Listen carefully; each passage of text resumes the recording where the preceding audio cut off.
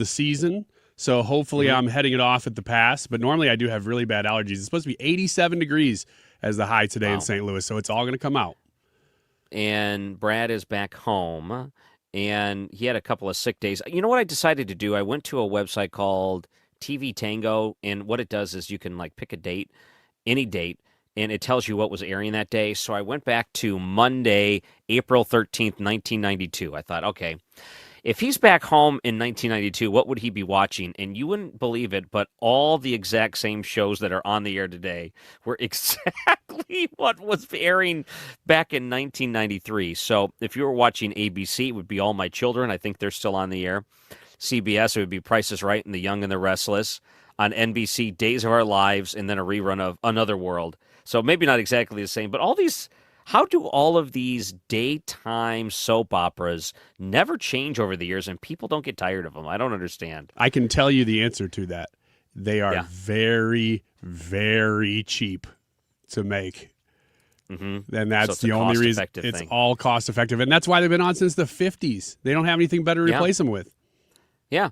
And we keep them on. We have the networks on normally when I'm in work, and I'm at home today, but they'll have all the network TVs going. And every single one of them have no less than 2 or 3 scenes with them in their underwear. It's like they lean into it. I don't know if it was always like that, where they have like these steamy scenes, sure. But I think there's a quota if it needs to happen at least 3 times an episode. And it's always the same thing. Like they're just talking in their underwear and then they go to a different scene. You're right. And you know what? I would watch it more if they would mix the scenes up. Like instead of it being a bedroom scene, they did the underwear scene like somebody shows up at a restaurant and they forgot their clothes. Yeah. It'd be kind of funny. Oh, it's like a bad dream. Yeah. Oh, I can't believe this happened. Yeah. So my recommendation is on the Manny Fry show today. We try that. Just kidding. Ethan will do it. Underwear show. Yeah. Oh, Ethan. Okay. Maybe we missed April Fool's. That would have been a good April Fool's prank. Oh, today Ethan, everybody's showing up naked today. Okay, if you say so. No, underwear. There's a lot going on in the world today, and I know Jeff Monosso from Fox News Radio is going to join us, and we're going to talk some of that. But we just heard the press conference from President Donald Trump, and we're going to talk about that too. I think the stuff between Donald Trump and the Pope is much more interesting. Feuding with the Pope. So the Pope is kind of talking in a way where he's alluding to Donald Trump and war being bad. And Donald Trump saying, you're out of your mind. And then the Pope coming back and saying, hey, if you knew the gospel, then you would be against war. It's an interesting time. So that prompts Donald Trump to post an AI video of himself depicted as the Savior Jesus. He takes it down after a lot of people were like, what are you doing, buddy? And rightfully so, he takes it down. But who would have had on your bingo card over the weekend? Trump would take on the Pope and post a picture of him as the Savior.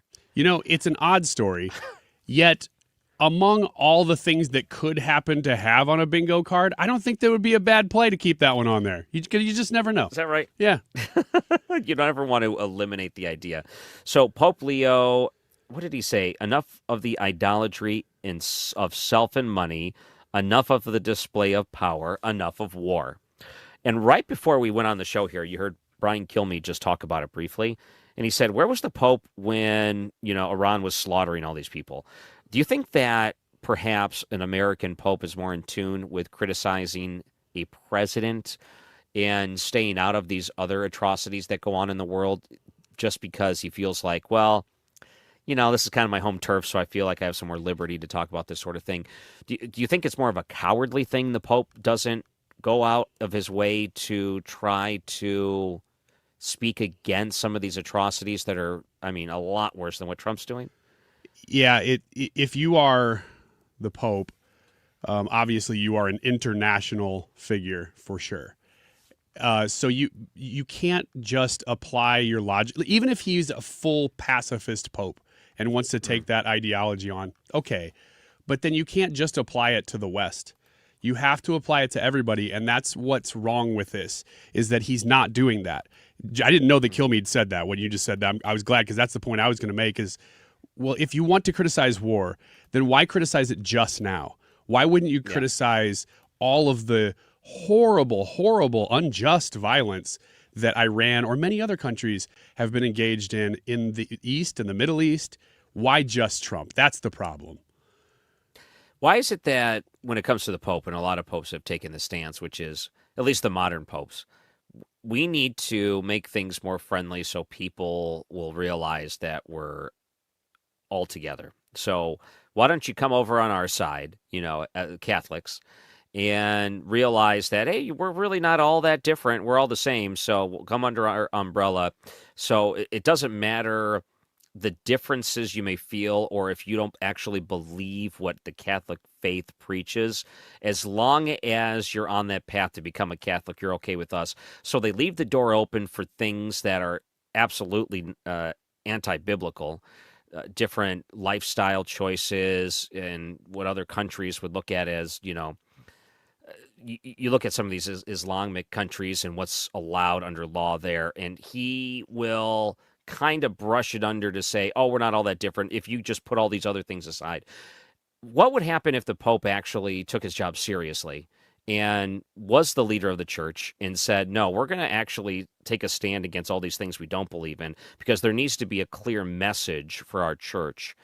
Do you think that people would be more inclined to be a Catholic, or do you think that would break the church? I don't know. It kind of needs to be one or the other, because, and you could apply this to not just the Pope, but you could really apply it to any spiritual leader or Christian leader, especially, to say either you have to decide that you're going to kind of stay out of not just politics, but almost like social movements and things, and say, hey, the gospel's up here. It applies to all of those things, but we're going to keep it up. We're going to keep the conversation up here and not get involved in the minutia. I don't necessarily like that way, but that is a way to go. And that the Pope could do that. He's choosing to not, and a lot of pastors choose to not. And I'm glad that they are. I'm glad that they're engaging. But then you got to be willing to take the criticism when you step into these moments, because you are stepping into kind of the battle then. The Pope is stepping into the current battle and not just keeping it up here. He's saying, no, this applies to right now. And when you do that, you've got to be able to take the heat that comes with it and back up your positions. And so far, I haven't really seen him do that. But he is a White Sox fan, so we know that about him. We know that. Yeah, we know that. So I don't know if that tells you anything, but there's probably a data point of White Sox fans that believe a certain way that you can probably pull some analysis that I'm not willing to spend the time to do. But I look at like the memes, and do you think it's mostly just people on the right that are upset that Donald Trump posted this AI photo? It's mostly his supporters that were like, you got to back this down. Or do you think people that hate him also are upset with him for doing that? And the reason I say that is because how many times was he depicted as the devil? And even on like major publications, magazines, was it Time magazine? They put the little devil horns on him when he's on the cover, stuff like that. If it's not Time, I apologize. I forgot what publication it is. And no one seems to be bothered when they use that type of imagery.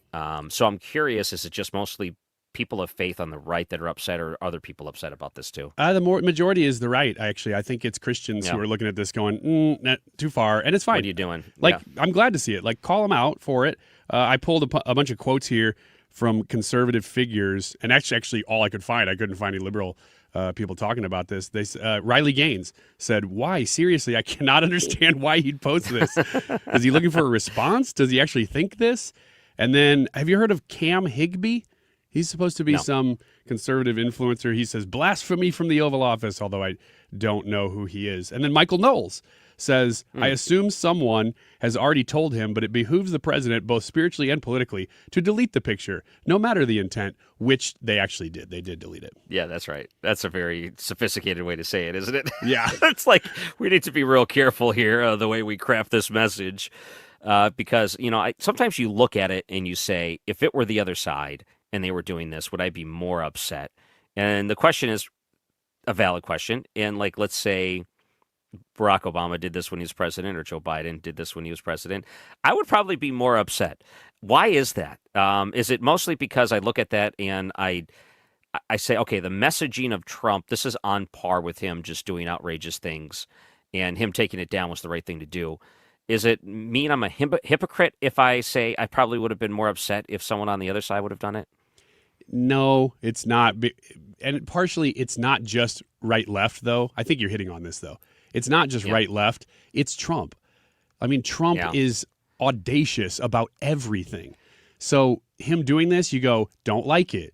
But if it was from, not like it. But if it was from somebody else, if it was from Barack Obama, let's say, you'd think this was calculated because he was much more thoughtful about everything that he said. Trump probably saw this and within 2 seconds was like, retweet. Like, that's just the way he is. That's not to take away from the fact that he should have done it. I'm just saying there is a little bit of personality that goes into this. Yeah, well, it's one of those storylines that are going on today out of the weekend of a lot of other crazy things. So we may have to talk about this a little bit later. But Jeff Monosso from Fox News Radio, we're going to talk to him about Philadelphians and what they're doing when it comes to delivery robots. Philadelphians being Philadelphians. I'm Ryan Recker, filling in for Andy Fry. Oh, we didn't even read the poll. I forgot. Can we do that real quick? What's the YouTube poll question? Okay, get this. Are all politicians corrupt? Your answers are either yes, no, but most are, or no, but a few are. There's your three options. Go vote. Are all politicians corrupt? This is a fun one. You're listening to the Andy Fry Show, 97.1 FM Talk.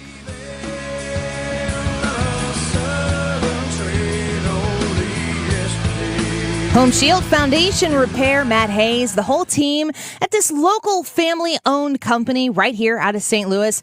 You got the right people on the other end of the line when you call 314-271-9900 for all your foundation repair needs. It's important when you're making an investment in your home, something as important as the foundation, that you're working with somebody who you can trust. Matt Hayes, he's that guy. 314-271-9900. That's 314-271-9900. If it's a basement waterproofing that you need to have checked out, you can call Home Shield Foundation Repair. If it's a uneven or sunken concrete that you need leveled out so you stop tripping over it, or, it's a liability when that concrete starts to settle, it becomes a trip hazard. You don't want mom and dad coming over and tripping, and then the rest of that story. Get it fixed once and for all with somebody you can trust. Call Matt Hayes, 314-271-9900. That's 314-271-9900. Online at HomeshieldFoundationRepairs.com. Heidi Ricken Provost of Ricken Financial understands the importance of financial stability in your retirement plans. If there's something we can do to help benefit your financial future and provide more strength and stability in your retirement plan, that's exactly what we do here. And we do so on a complimentary basis. Call today, 314-207-6211 or online at rickenfinancial.com and join us for Kickin' with the Rickens, Sundays at 1 p.m. right here on 97.1 FM Talk. Investment advisory products and services made available through Impact Partnership Wealth, LLC, IPW, a registered investment advisor.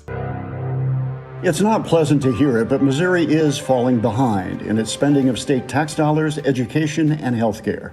But there are ways to get Missouri moving forward again and produce a better life for all of us. That's why we at the ShowMe Institute put together a 2026 Missouri Blueprint, a roadmap on how the state can move to a brighter future. The blueprint covers policy ideas from taxes to government transparency, from education to healthcare and budget reform. Let's allow students to attend the school of their choice. Let's adopt new proven methods to help the many school kids who can barely read. Let's limit state spending growth for Missouri's long-term financial stability. And let's invest in future needs with more nuclear energy. Why not common sense reforms to make things better for all Missourians? Check out our 2026 Missouri Blueprint, moving Missouri forward at showmeinstitute.org.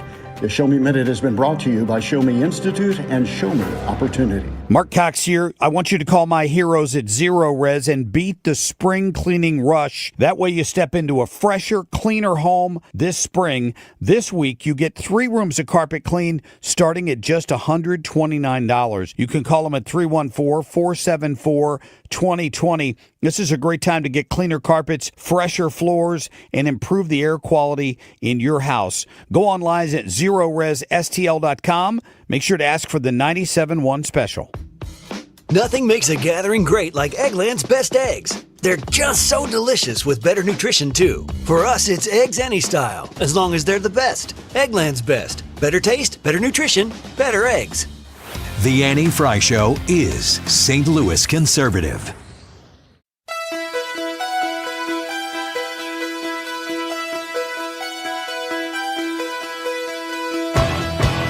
welcome back to the Annie Fry Show. I'm Ryan Recker filling in. Man, these allergies. There's so many people that are getting hit with this right now. It has been terrible on the allergy season. You know, I did Coast to Coast last night, and it's one of those fun things that I get to do. I do maybe 2 to 3 shows a month. Last month, I did 3 consecutive shows, Friday, Saturday, Sunday night. This month, I did one last night, so Sunday night into Monday morning, and then this upcoming weekend, I do another Sunday night into Monday morning. And I'll tell you, it throws your schedule off doing shows that are, you know, where I'm at in Detroit, I'm on Eastern time, so it's 1 a.m. to 5 a.m. But, you know, it's aired here on 97.1, and it's kind of cool when I do the Sunday night shows because Mark Cox messages me and says he was listening. That's always a cool thing in the morning. But last night, one of the big topics, the first guest was talking about simulation theory, meaning we're living in a simulation.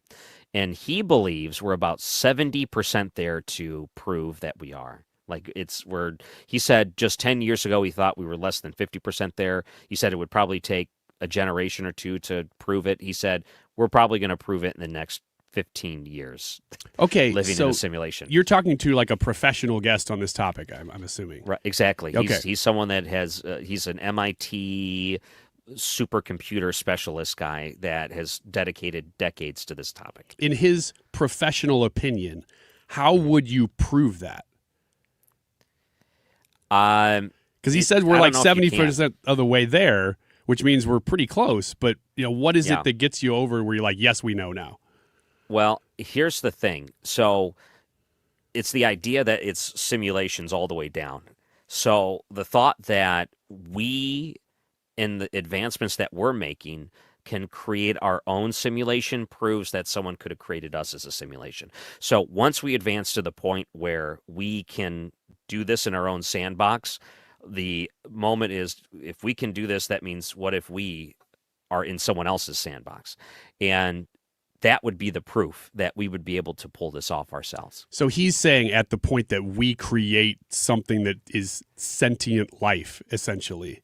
Roughly. And it's self-contained, and meaning that it doesn't know, and we can observe it, and it does its own thing, and we can manipulate it. He said there's even all kinds of theories that, for example, what's the Man in the High Castle? You know that series? Mm-hmm. So the whole idea, the person that put that together, I can't remember his name. It was like Greg Dick, or I can't remember the author's name, something like that, where he wrote a couple of these simulation theories back when computers were like very primitive. We're talking, 1970s he was coming up with this theory. So he said that author believed, even then, that Germany won World War II. It's not and Philip much K. like Dick, he wrote Philip K. Dick. That sounds right. Yeah. And he said that author believed, you know what, this actually happened. And since we're in a simulation, they hit the reset button because they didn't like the way it was going, and that's why it went back in the U.S. One thing's then changed the history. And he said that's why he wrote this. He said, okay, this would be like the alternate universe that happened.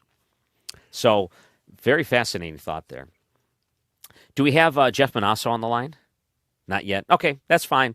We'll catch up with him. But the simulation theory, to me, I'm so fascinated by this because the author has wrote multiple versions, updates to this book, because he says technology is advancing so quickly that there's no other way around it. Like he has to update it because it's going further than he thought. There was one thing he brought up was the prompt theory. I had to grab my notes here on it because I have my Coast to Coast notes here. And the book it's Dr. Riz Verk is his name, and the book's called The Simulation Hypothesis. And the prompt theory is that now AI, you can prompt them to say we're not AI, meaning, can you believe this? This is so beautiful. Good luck trying to get AI to do this. And they're like standing in front of a beautiful landscape and a mountain, but really it was AI generated as a way to try to fool people, to make people think that's not AI. He said that's a whole different level of AI. Like when you can get them to convincingly try to convince you they're not AI. So I know a lot of that is prompted, the prompt theory, but he said that there's all kinds of different ways to look at it. There's the NPC way, which is non-playable characters. We're just people that are just populating this earth. They're non-playable characters. There's the RPG way to look at it. It's like a role-playing game where you level up, and there's multiple players here at the same time with a mixture of NPC players. There's a lot of different ways to look at this, and I'm not convinced, but man, I love looking at the theory and seeing what people come up with when it comes to that. So when you do Coast to Coast, which is so cool that you're just on like here and now you're on here too, but Yeah. When you do that, the guests, do you have a say in who you talk to, or do they kind of say, no, here's who's on the schedule? Well, it could be like, so they have producers and they have like different levels of producers, and there's a lot of people that work on that show. So they'll say, if you have anyone you want to talk to, let us know and we'll reach out to them. We'll see if we can book them in the future. And it's normally like 2 months in advance because they have things booked out like a month in advance. So they book way out just because they got to get this stuff on people's calendars, being that it's, the time frame of the show. And you're asking for a 2-hour commitment to interview these people. So they will say, okay, do you want someone? Then I'll give them some names, and then I'll be surprised like 2 months later. Oh, we have that person because, we booked it way back then, but we were just booked out this far. And since I only do 2 or 3 shows a month, it's pretty limited in the sense that, they can't just slot this person in anywhere. So if they already had the next month's booked up and my shows that I'm doing booked, that's why they got to look 2 months out, because that's my next time I'd be on the show. So I can really have anyone on that I find interesting, but they find the best people. Like it seems like when I recommend people, they do good, but the people they bring in are like A+ for that type of genre. So I don't know if I can do much better than what they already do. So is there a topical limit? Like, for instance, I keep seeing, and it may be just part of my algorithm, this guy who everybody says, yeah, we're pretty sure this guy is a time traveler. And he's got all this weird proof that he's from 2052 and he's back here to tell us of certain things. So you could go to them and say, hey, I like this guy. Could they then say, nah, it doesn't really fit our parameter? They would love that. That's like totally something that they would do. So the time travel thing is fascinating because there are some people that have claimed to be time travelers, but they're very hard to reach. Yes. And I'll tell you this. If you can book them for a show, the odds of them not showing up to do the show are above 50%. That's the problem, because they flake out very quick. And, for whatever reason, it's more mysterious that way. But the idea that there are like time travelers, people who have experienced things, there's different types of time travel. There's time slips. If you've heard of those, where basically, let's say a lot of times people will say they've been abducted by aliens, and they show up 12 hours later and they don't know where that 12 hours went. Like it basically time slips that way. Or let's say they're in a really rural area and everything looks strange and different. It's like, well, this is from the 70s. Why? This is like nothing's been updated. And then they like drive out of this small town and everything's back to normal. And they're like, wait a minute, what just happened there? So there's observational things like that have been disproven, but they make for good stories. But then there's things that just can't be explained, like that people that are legitimately not lying to you, saying 12 hours of my day disappeared and I have no idea what happened. That stuff's really fascinating. So the time travelers that say they're actually here to deliver a message, those people are going to flake out, and so they're probably not real. Yeah. Okay. Yeah. There's not like we needed travelers convincing that they were not real, but yeah, and part of it is I love the story of it, and there's one instance of a time traveler from Missouri. He's over from the Kansas City side. And, I may have to tell this story later because I know we're running out of time.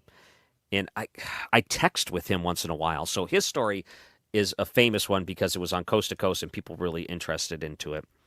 And he said he made this device, and there's like documented news stories of him blowing out the town's electricity because he was consuming too much power. So he gets some investors, he puts it together, gets in the machine himself because he's tired of testing things, and he shows up 2 years later in the future without understanding what happened. And everything changed. Like when he shows up 2 years in the future in some place in Ohio and goes back, all of his machines are gone, all the investors are gone, and he's like, maybe that's a sign I need to let this go.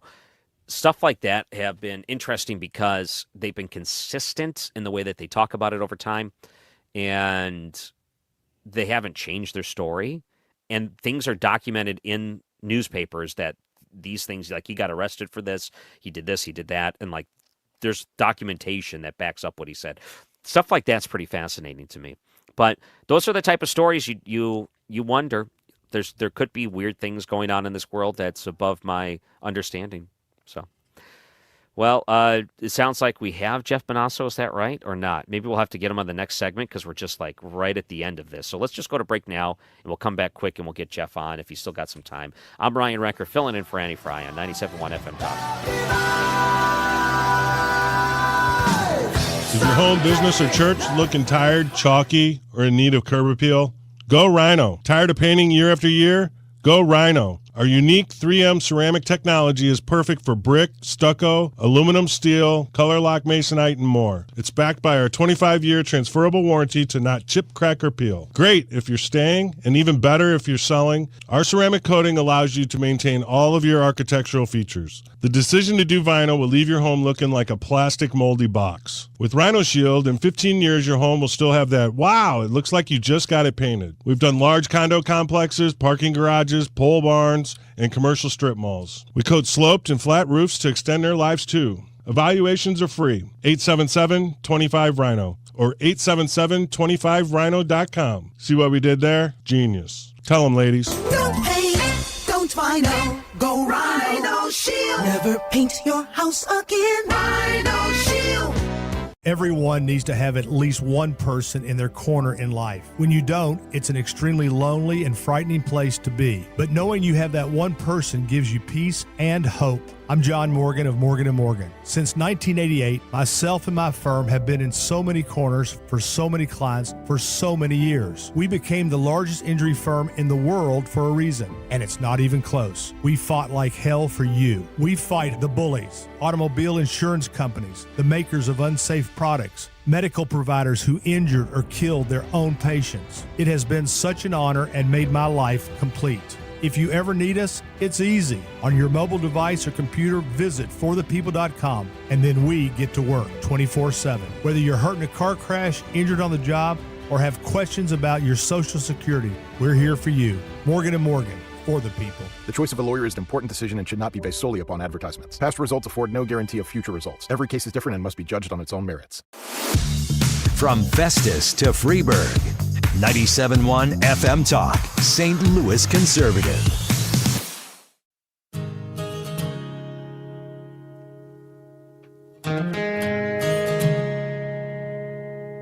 And welcome back to the Annie Fry Show. I'm Ryan Recker, filling in for Annie Fry. One of the headlines over the weekend, Philadelphians aren't taking kindly to sharing sidewalks with delivery robots. From Fox News Radio, Jeff Monosso, how are you, sir? I'm doing well, buddy. Good to be with you, Ryan.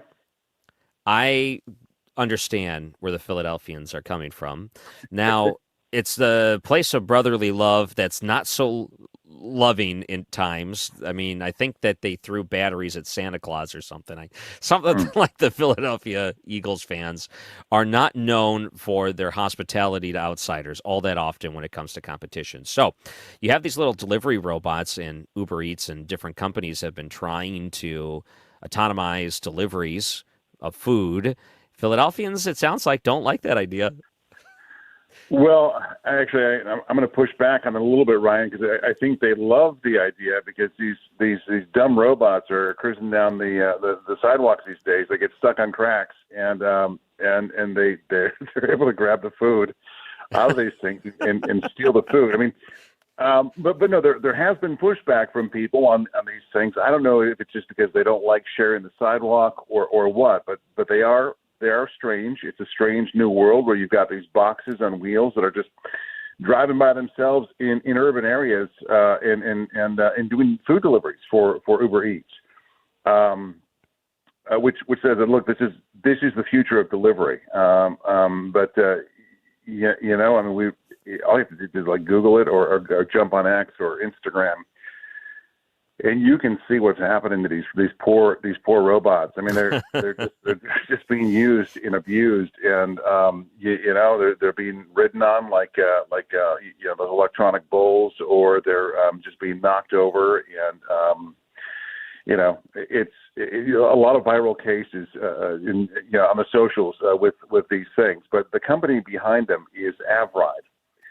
And it says in a statement that it's quite common to see heightened curiosity from people around these robots. This is what they're saying, basically, that it's baked in the cake, that people are going to kind of approach these things and,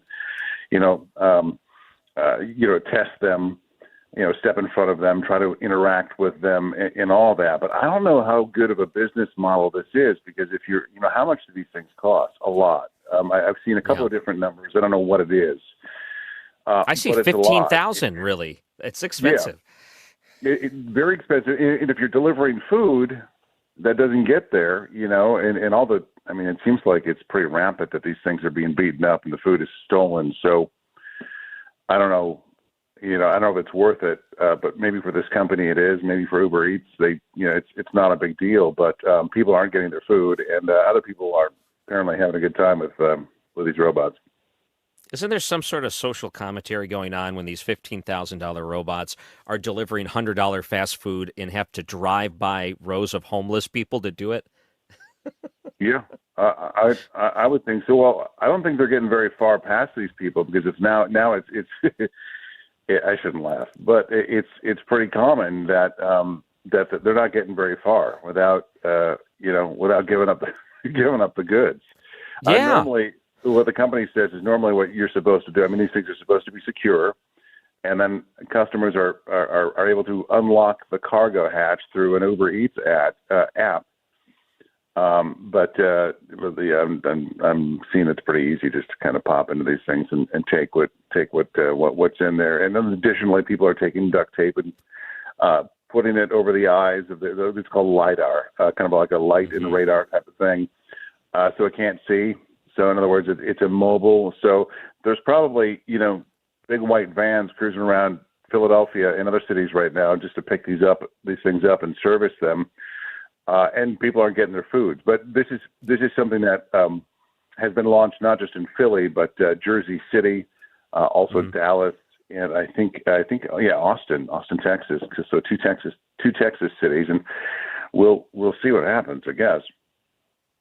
I am up here in Detroit now, and of course the show here in St. Louis, very similar in some ways. But if you tried to launch one of these in downtown St. Louis where the sidewalk is, there's like open manholes and things, I don't even know if our infrastructure is, number one, ready for this sort of thing. Because vandalism aside, I look at the roads, they're in terrible shape. I don't know how they can cross in some spots without jarring the food so bad inside, let alone be able to surmount the problems with the concrete.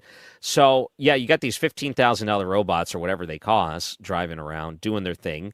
And I think on the other side of it is it's all to cater to our laziness. We can't even bother ourselves to go out and get fast food anymore. That companies will spend this much money and put this much effort into delivering it to us without paying a person to do it. Yeah. Well, it's funny. This is something I've talked to a bunch of people this morning on it, and that's the common denominator. What you just said, everybody's highlighted the fact that we're becoming more of a lazy society. Where you want robots. Well, you're still gonna have to come down from from the apartment to come and get your stuff. But what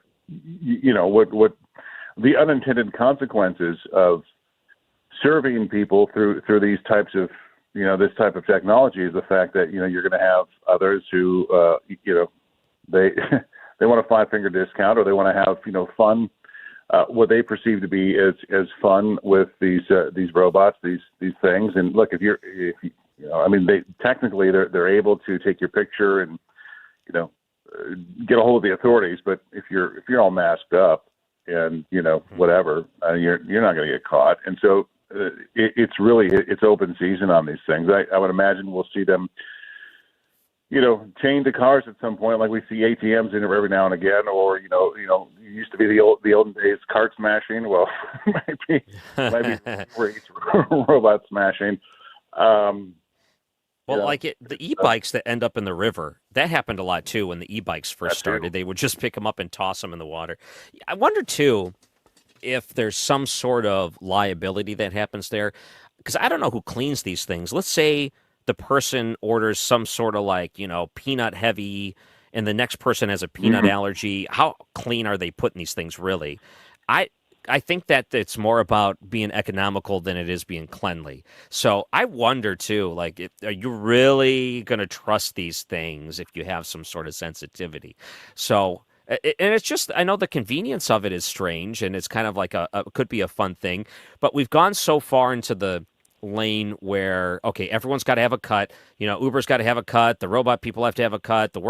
Everyone's got to have a cut. It's going to be cheaper for these restaurants to just hire someone to deliver for them again. Like it's come full circle where they're just going to have to get a person, and it's going to be better for them to do that. And I don't know, maybe we can just go back to the way it used to be.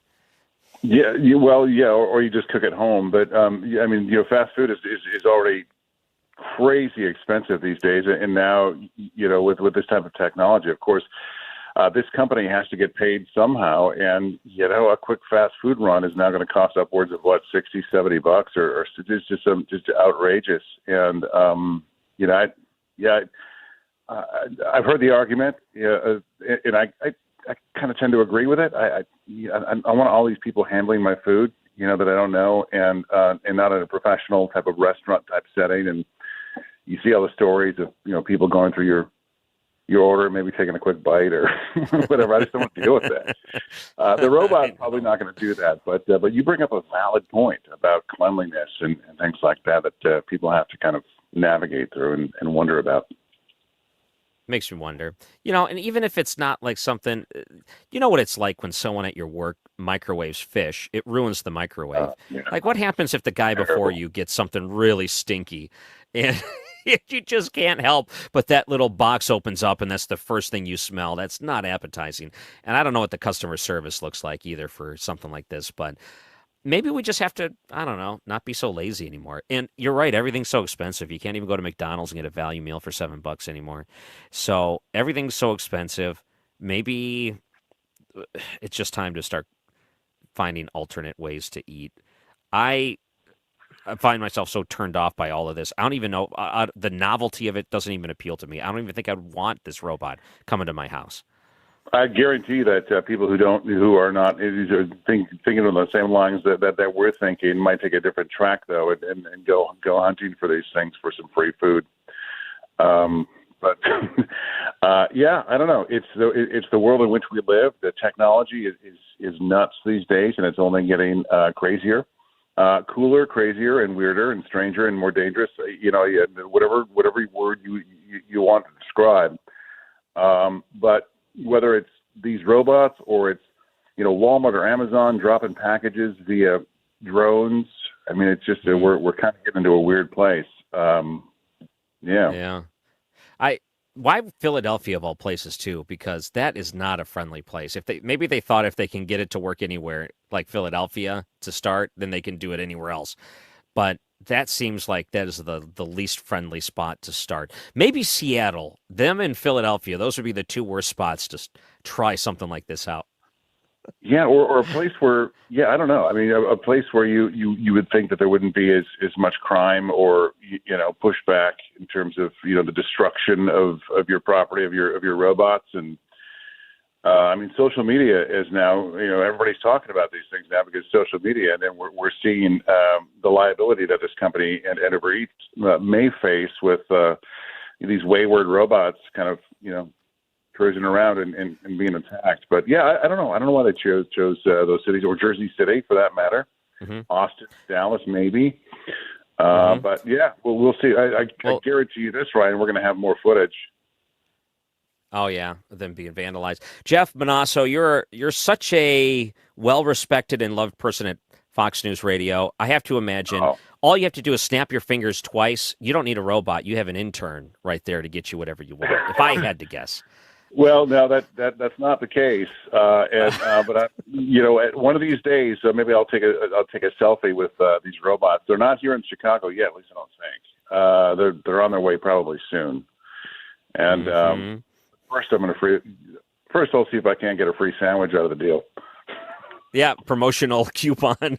I'm always looking for those online. Jeff Monosso of Fox News Radio, Man versus Machine. Thank you so much for joining us. We really appreciate it. Thank you, buddy. You bet. Yeah, these little robots, could you imagine them going through St. Louis? What are the odds that this thing would make it there safely without a baseball bat going to it or a gunshot wound? Comes back, my poor, beautiful robot. It has all kinds of little gunshot holes in it on the way home. Yeah, I wonder if that will be the reason we never see this happen, is because of vandalism. It doesn't it just kind of like a sitting duck at a county fair? You just want to take little shots at it as it drives by. I don't know. Those county fair things. I will tell you that there must be an innate human intuition to do that to some degree, because when I used to be a cart boy at the golf course and I'd take my little cart out there to pick up the range golf balls, man, the nicest people in the world would still be like, ooh, I think I can hit that guy. And they would aim at you every single time. You were completely encased, so you're safe, but still, they wanted to get you. That's the job. Yeah. I would want to do that too. Not that I'm a golfer, but you would get me interested in golf if the option was to try to hit you on a cart. Look, I will admit, it's funny and fun, and I had no real problem with it. The problem is, though, that you can't sit there and watch people hit at you, because most of the time they're missing. But when they hit, it's scary because you don't know that it's coming. You're just driving and then boom. So you jump every time. At a certain point. Don't you get desensitized to it where the boom, it doesn't really bother you? It just kind of is background noise? If it hits in certain places, because a lot of times they're going to hit the front, or they would anyway, they'd hit the front of it where the balls are actually being picked up. They hit some little spot on it, would just ding off, and it's no big deal. But if they hit you right in the cage or on your roof, it's loud. And it's a lot of those times that line drives right at you, and it's gonna make you jump no matter what. No matter what. Oh man, that would be a fun job. Do you think if I called a local place, they'd let me take it out for a spin to collect the golf balls? Oh heck for yeah! Fun? Yeah, I want to. I'm gonna call them. They'll up. take some free labor for sure. Let me take it for a spin if you don't mind. All right, we have Wiggins America coming up after the break. It's the Annie Fry Show. Don't go anywhere. 97.1 FM Talk. And she screams, and her voice is strange.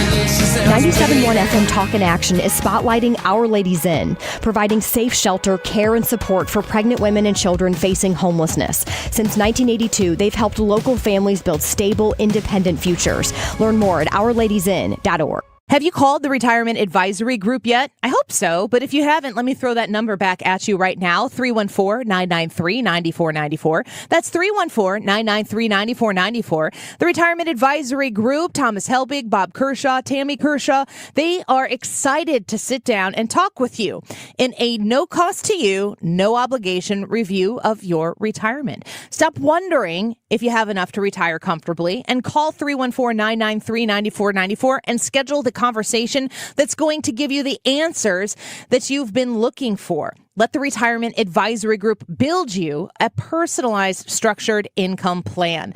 All you got to do is call Thomas Helbig, Bob Kershaw, Tammy Kershaw at the Retirement Advisory Group at 314-993-9494. Call 314-993-9494 and ask them how they can help you get that key to a worry-free retirement. Online right now at retirementkey.com. 2026, I've been hearing from customers and friends that their utility bills went up quite a bit for their electric bill. That being said, and you're looking at buying a new air conditioner, or you're thinking, hey, I guess let's just get an air conditioner so it helps with the electric bills. If you have an old system, it definitely can help you. But watch your thinking. Just because you are told this is a so-called high-efficient air conditioner, it's not going to save you nowhere near what you think it's going to save you. Just replacing your old equipment is the biggest thing, and make your house efficient. An air conditioner is not going to make your house efficient. That being said, it's a great time to purchase an air conditioner if you get the correct one. Don't overspend. Don't believe the hype. In other words, don't drink the Kool-Aid. Call me, Bart Inman, at 314, one easy number, Missouri and Illinois, 314-293-2600. Again, the easiest of numbers, 314-293-2600 or bartinman.com. God bless. Interesting poll question for you today on the Annie Fry Show YouTube live chat. The question is, are all politicians corrupt? The options that we gave you are yes. Figured some would just say that. But then I think the fight's going to be between these two. No, but most are. No, but a few are. Notice that we didn't give you the option of saying none of them are because nobody would have chosen that one. A couple comments to get to here from our stream.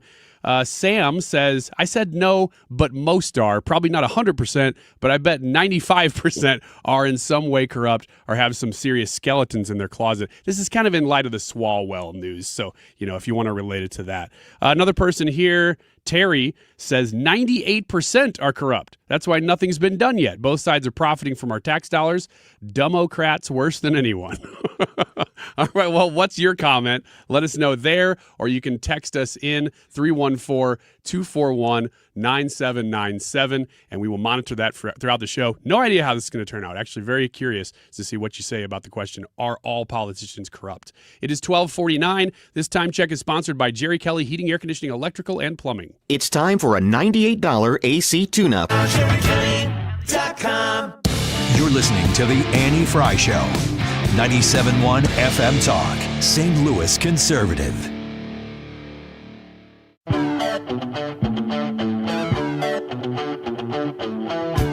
Go vote in that poll. Go do it. We want to get your answers, and we'll go through those towards the end of the show. But whenever I get a chance to fill in for Annie Fry, this is always one of my favorite segments. It's Wiggins! Wiggins! Oh! Wiggins! All right, yeah, this is actually the Monday Roundup, so some stories that you might have missed over the weekend. Not necessarily the headline news, but what's on page 2 and 3, that kind of stuff. Unfortunately, the first story I have here is a tragedy, and it is in Troy, Illinois. There's been a lot of stuff going on in Troy, Illinois, although this is pretty much on the outskirts of Troy. It says that on Friday, a person died. No, I'm sorry. It was a person died Saturday evening after being hit and killed by a train in Troy, Illinois. According to Madison County Sheriff's Office, dispatch received the first call of a person hit by a freight train at around 10:15 p.m. in the area of West Mill Creek Road in Troy between South Liberty Road and Long Key Road. I think that's actually toward my area in Collinsville a little bit. But if you're curious as to how this could happen, well, it's out in the middle of kind of nowhere, first of all. And then it says a preliminary review of the train's onboard video points to the person lying on the tracks.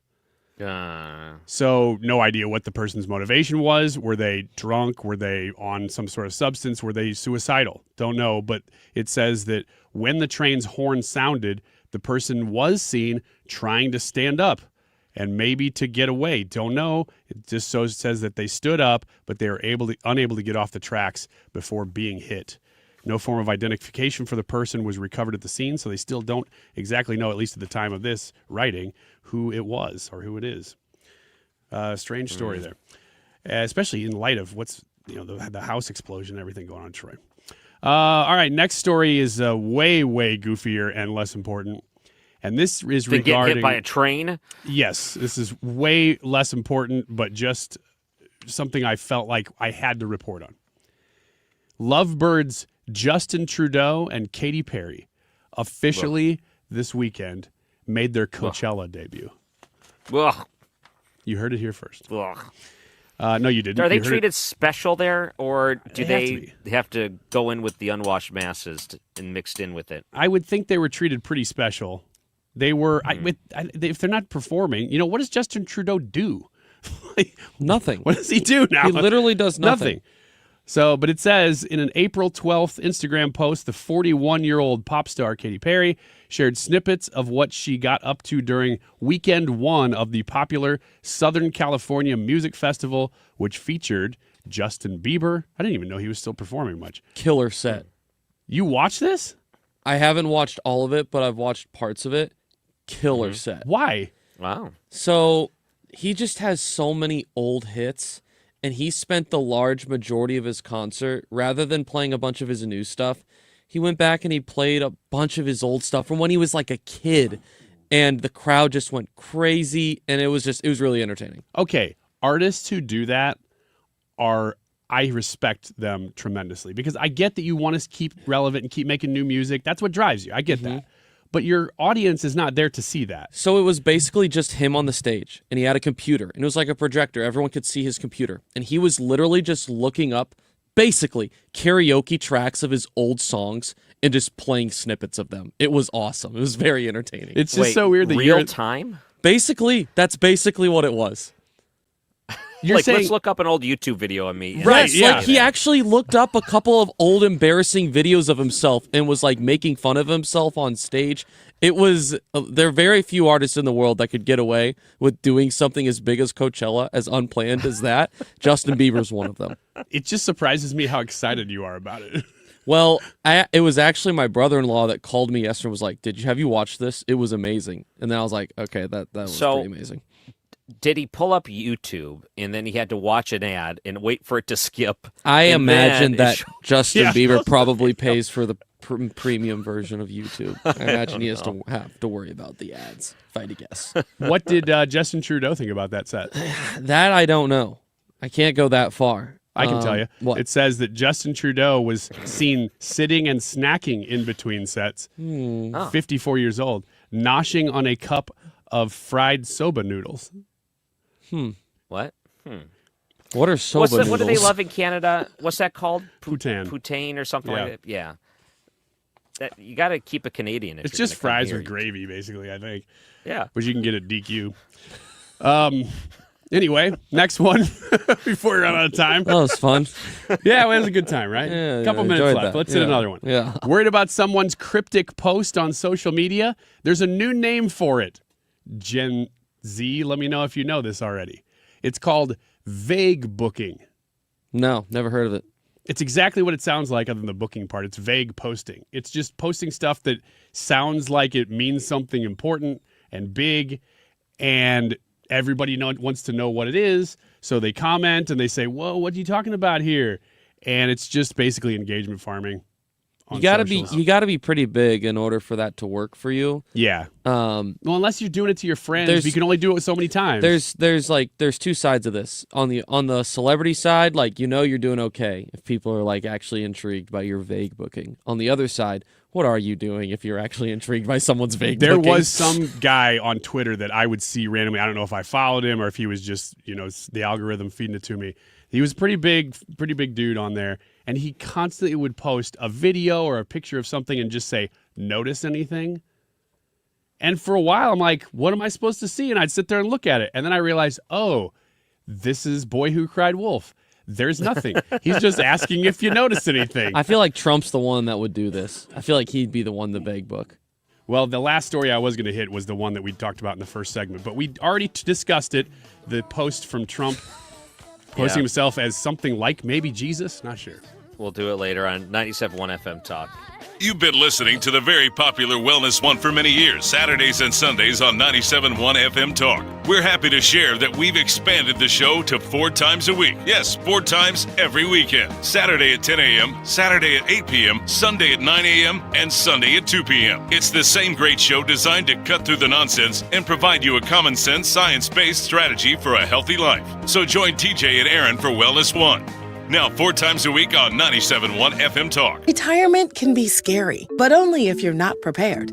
That's why AARP created thisispretirement.org. Because unless you've already retired, you're in pretirement, and you still have time to plan. Learn about retirement savings options, potential tax breaks, and how you can build savings over time. Visit thisispretirement.org for free resources to help you customize your action plan and feel the retirement fear disappear. Brought to you by AARP and the Ad Council. If you need a garage door, this could be your lucky day. Entries are open now for the $5,000 sweepstakes at Overhead Door Company of St. Louis. A winner will be chosen at random to receive $5,000 towards new garage doors, openers, or front entry doors of your choice. Deadline to enter is the end of the month to win the $5,000 sweepstakes with Overhead Door Company of St. Louis. Enter now at overheaddoorstlouis.com. You can't win if you don't enter at overheaddoorstlouis.com. What if every time you spent money, you saved money too? With Achieve It Checking from Together Credit Union, you can do just that. Every debit card purchase is rounded up to the nearest dollar, and the spare change goes right into your savings. And here's the best part. Together Credit Union boosts your progress by matching qualifying savings up to $8 a month. It's a free checking account that helps you achieve more automatically. Learn more, or better yet, enroll today at togethercu.org. Together Credit Union, federally insured by NCUA. A new game day favorite is coming to Busch Stadium on Saturday, April 25th, when the Cardinals host the Seattle Mariners. That day, fans take home a Victory Blue Cardinals crewneck sweatshirt presented by Purina, a light and easy style that's perfect for spring and designed to fit right into your everyday wardrobe. Available in medium and extra large while supplies last. A limited look you'll want to wear again and again. Tickets and info at cardinals.com/promotions. This is Jose Fermin. Get your tickets now at cardinals.com. The weekend starts here. Grab your crew and kick it off at Friday Night Live at Busch Stadium. Every Friday night home game, Budweiser Terrace turns into the hottest happy hour in the Lou with $5 beers, $5 hot dogs, $7 margaritas, live music, and more all game long. Meet up with friends, soak in the energy, and keep the night going with baseball under the lights. Good vibes, great deals, your new Friday tradition. Get tickets now at cardinals.com. KFTK FM Florissant from the Kaufman Townsley St. Louis's Injury Lawyers Studio. Call 314-777-7777. That's 314-777-7777. President Trump says Iran is doing no business. Lisa Brady, Fox News. He says the U.S. has a blockade of Iranian ports after Iran's restrictions on the Strait of Hormuz. I didn't like seeing boats come out if they were doing business with Iran, but if they weren't, no boats came out. So now Iran is doing absolutely no business, and we're going to keep it that way very easily. Fox's Trey Yingst in Tel Aviv. This critical step by the United States comes after negotiations in Islamabad, Pakistan finished without a deal. Reports indicate major gaps on the issues of Strait control and uranium enrichment. Israeli Prime Minister Benjamin Netanyahu says he spoke with Vice President J.D. Vance after the talks. Vance will be on special report with Fox's Brett Baer tonight at 6 Eastern. The president speaking alongside DoorDash driver Sharon Simmons, who brought a delivery to the White House, leading to a conversation about Trump tax breaks. Well, I want to thank you for the no tax on tips. That's good. It has helped my family out immensely. As her husband goes through cancer treatment. Months after the death of an 18-year-old girl on a cruise ship, her 16-year-old stepbrother is charged with murder and aggravated sexual abuse. The Justice Department says the teen was initially charged as a juvenile, but the case was sealed until a federal judge ordered he be prosecuted as an adult. Annie Kepner's body was found concealed under a bed in a room she'd been sharing with two other teens, including the stepbrother. Her cause of death later listed as mechanical asphyxia. The husband of an American woman missing in the Bahamas remains in police custody. Brian Hooker, he's been detained here in Freeport since Wednesday night. We spoke to his attorney this morning. She says authorities are fishing. They've questioned him multiple times, but have not charged him. Lynette's family continues to speak out against him. Fox's Dana Marie McNichol. Family members say there was a history of domestic violence. Hooker says his wife fell off a boat just over a week ago and that he couldn't reach her because of rough weather. America is listening to Fox News. I didn't switch to Pure Talk just because I wanted to save 50% off the same 5G service I'd been paying twice as much for. I switched because I like the idea of being in business with a wireless company that supports our veterans in a meaningful way. Pure Talk also creates American jobs every day by keeping their entire operation in this country. I appreciate that. If you feel the same, dial pound 250, say Mike Rowe, and switch to an American wireless company that actually stands for something. Pure Talk. I move mountains for a living. Literally. That means I don't carry hand lotion, and when it comes to serious heartburn, I don't mess around with anything but Rolaids. Rolaids' dual-active formula has calcium carbonate and magnesium hydroxide that relieves heartburn fast. Yeah, you heard right. 2 actives for that powerful relief. And the best part? The roll fits right here in my pocket, so I can get back to moving mountains. Rolaid spells powerful relief. Read each label. Use as directed. Keep out of reach of children. Air Comfort Service, heating, cooling, and insulation. Weather. Our temperatures well above average on this Monday afternoon. 87 for the high. Partly sunny, windy, warm. Maybe a spot shower. Tonight, partly cloudy, windy, and warm. 69. Tuesday, partly sunny, windy. There's going to be some developing thunderstorms Tuesday afternoon. Some could be strong, possibly severe, but it's not an all-day rain. 89 for the high Tuesday. This is 97.1 FM Talk. Chief Meteorologist Dave Murray. The Annie Fry Show is sponsored by Air Comfort Service Heating, Cooling, and Insulation. Time to schedule your air conditioner service. Get not just your AC, but your entire HVAC system checked for $19 a month with the preferred partner plan. And be ready for the first heat wave. Visit aircomfortservice.com. Annie Fry, Ryan Wiggins, Brad Rain. That's us. That's right. Gotta love this American ride.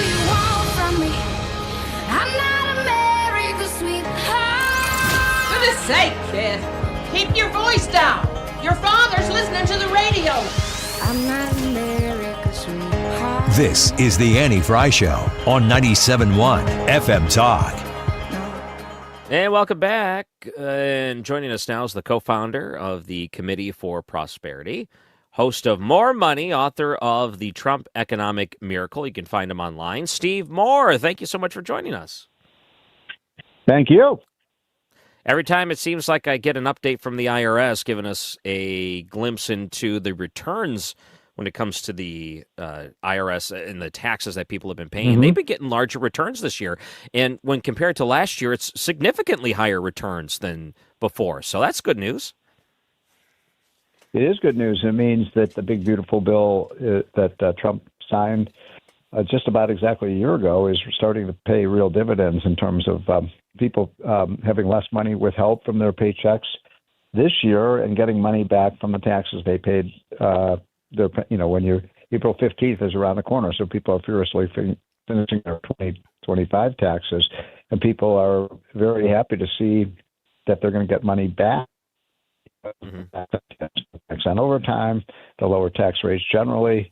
All of these things have been lifesavers for a lot of Americans struggling with affordability. Do you think we've seen the full effects of the big, beautiful bill, or do you think there's more to come that'll benefit people?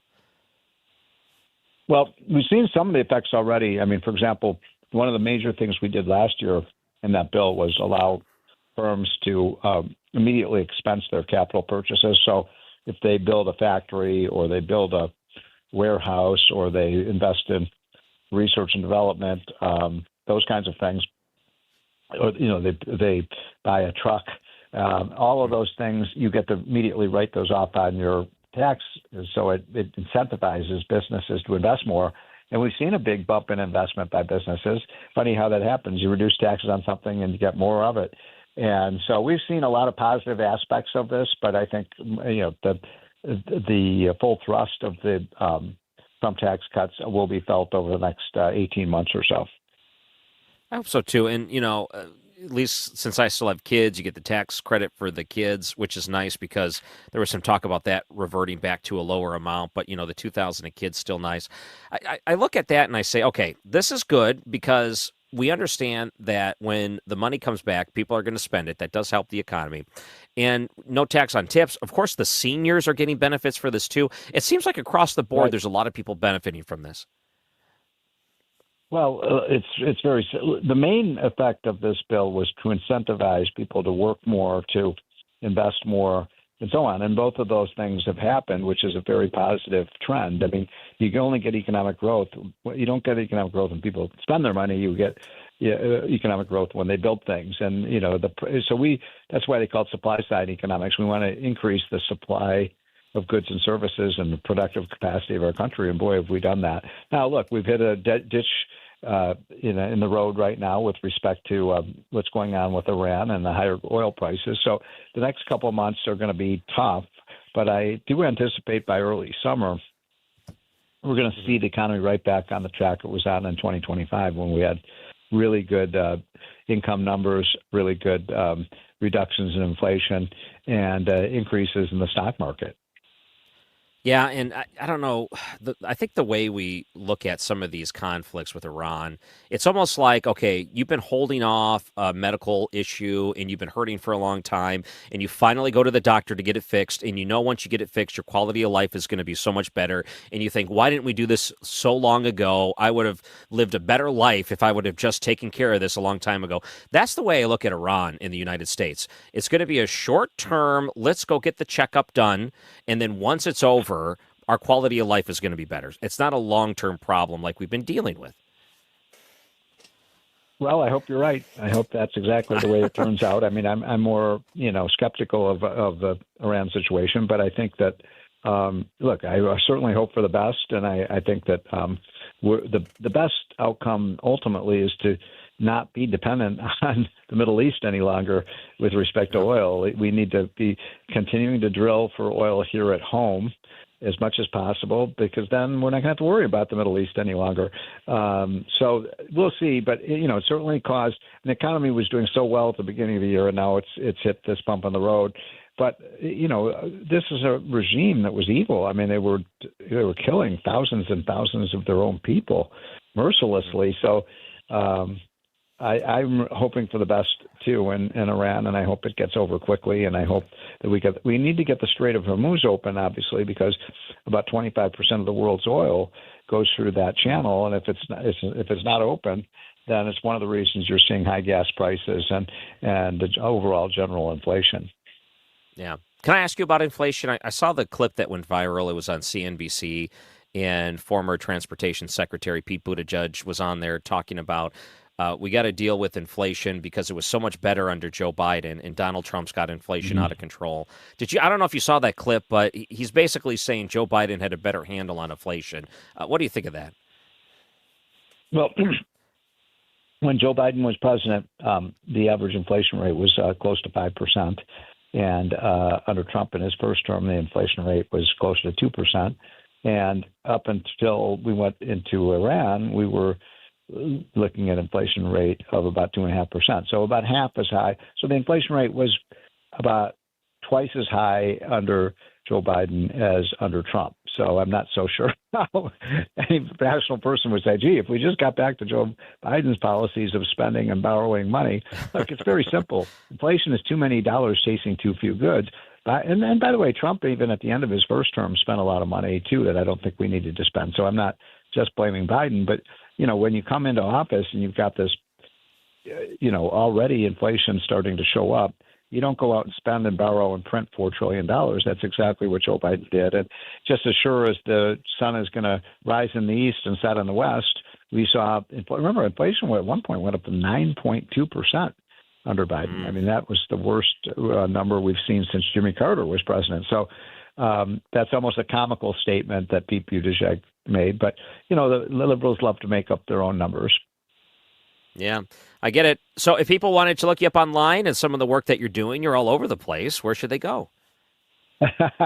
Well, thank you for asking. And by the way, I love the fact that More Money radio show is on the station on the weekends. And so thank you very much for picking us up.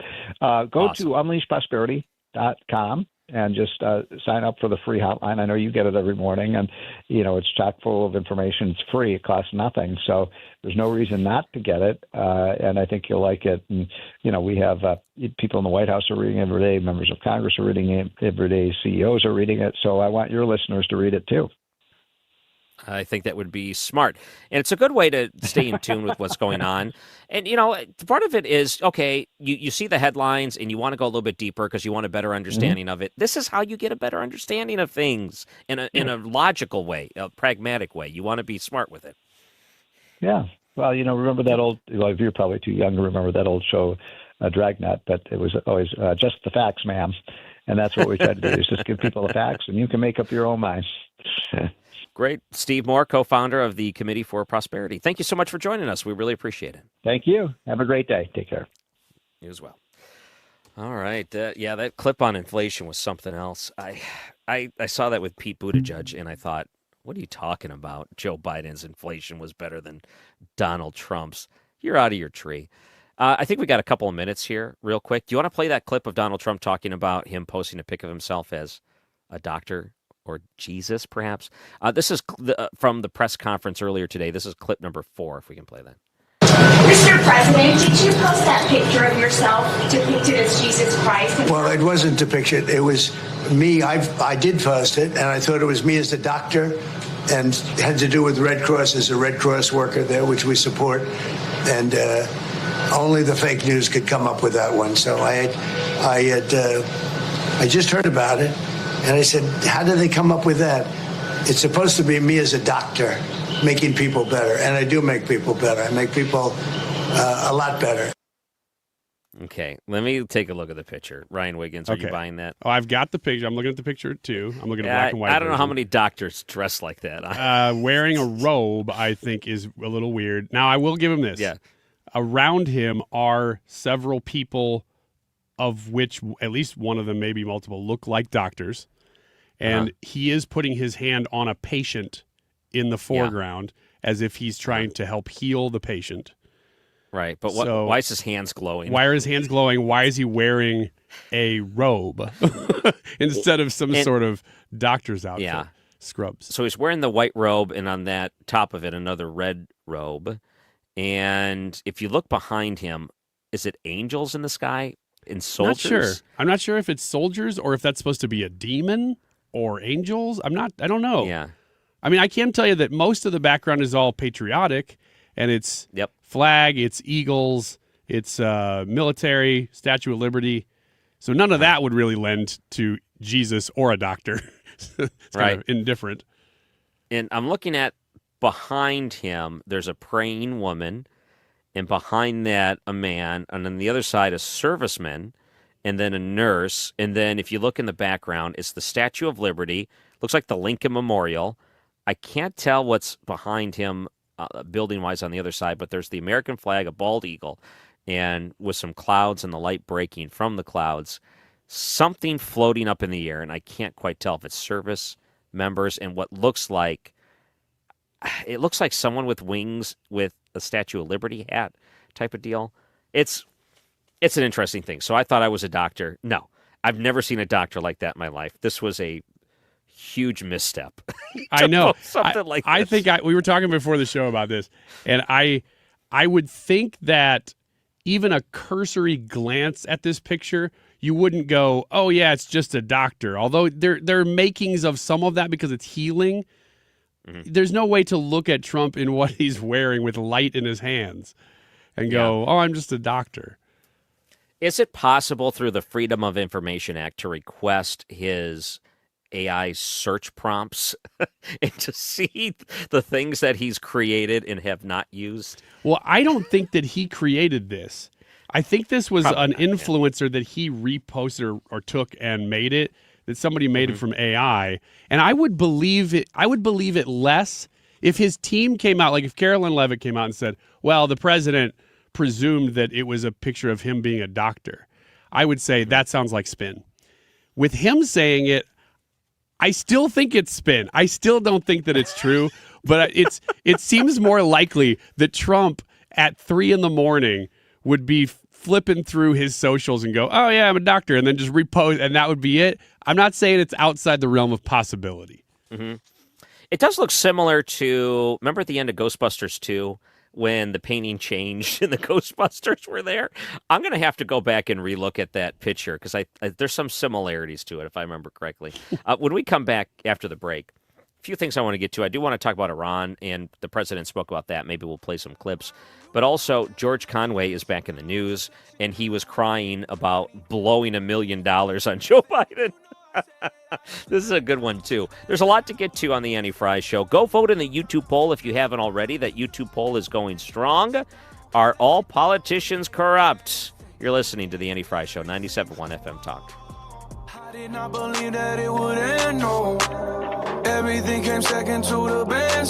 Stewart's American Mortgage. He's the bagel loan guy, and you know him for the bagel loan, which means no closing costs when you go to complete that loan. This can save you thousands of dollars in the process of securing a new loan, whether it's a brand new loan on a brand new house that you're pretty pumped to buy. Make sure that you don't think about your lender last. A lot of times, lenders kind of can be a package deal with the people you're working with to purchase a home. But that lender, you shop around, make sure you get the best deal for you. This is probably going to be, a 20, 25, 30-year commitment. You want the best deal out there, and it starts with the bagel loan. Call them at 314-324-4440. That's 314-324-4440. And Google the bagel loan for more information. And remember, this is the mortgage you get that comes with $0 in closing costs. I myself have been a customer twice. I stand by it. Stewie's a great guy. Reach out to him and Google the bagel loan for more information.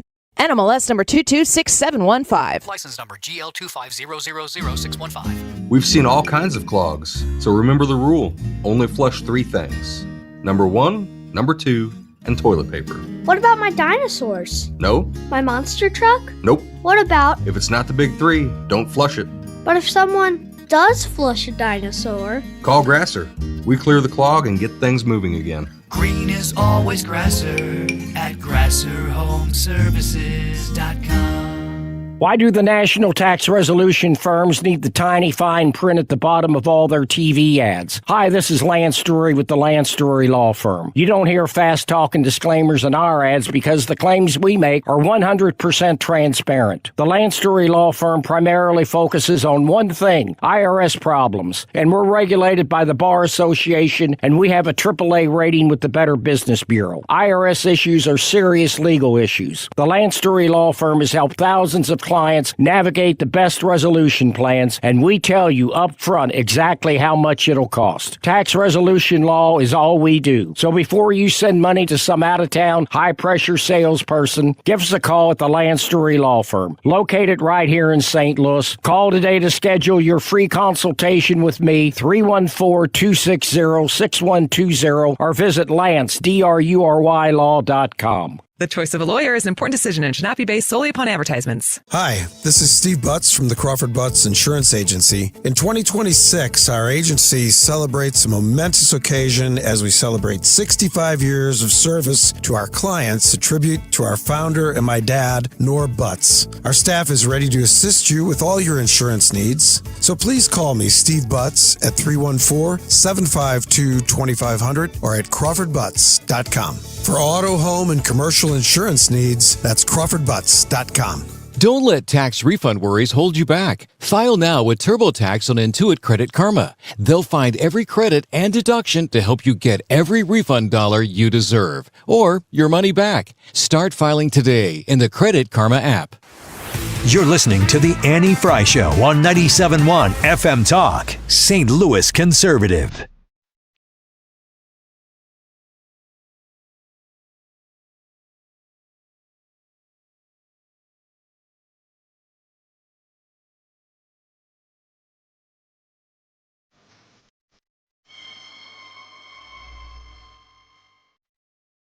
And welcome back to the Annie Fry Show. I'm Ryan Recker, filling in. So, I don't know what we should do first. Do you want to make fun of George Conway first, or should we talk about Iran? Maybe we'll make fun of George Conway. Okay. Very famously known as Kellyanne Conway's husband, who's super far left. And he did a podcast where he admitted to donating $929,600 to Joe Biden's reelection campaign. And then, of course, Joe Biden disappears and does not become the candidate that goes up against Donald Trump. And then Vice President Harris loses. So he was talking about this on a podcast, and it's a lot of money. And he said, okay, let me read a quote. So what? What am I going to give? When he's talking about the money. And then I just thought about it. Well, what do I want my kids to inherit? And I literally was in tears. I pulled over to the side of the road, and I was in tears thinking about this. And it's like, I want my kids. It makes me misty-eyed even today. I want my kids to inherit a democracy. It's more important than money. I decided, well, blank that. I'm going to give the money. So he basically said, we have this $1 million. I could set it aside and help my kids get a nice jump start on life, or I can instead give it to Joe Biden, and then we'll ensure democracy lives. So he gives it to Joe Biden. Democracy lives. The people vote for Donald Trump, and his kids have nothing. So, okay. So take the names out of it. Take Joe Biden out. Take Donald Trump out. What he's saying sounds very self-sacrificial and courageous. And if you were to put a different person in that spot, I'd say, wow, what an incredible choice. So he's got priority, like the big picture priority of what he's doing is actually pretty good. It's just that he has zero judgment of how to get there and how to accomplish what he's actually wanting. Because to donate to Joe Biden at all, in the name of whatever, was such a waste of time.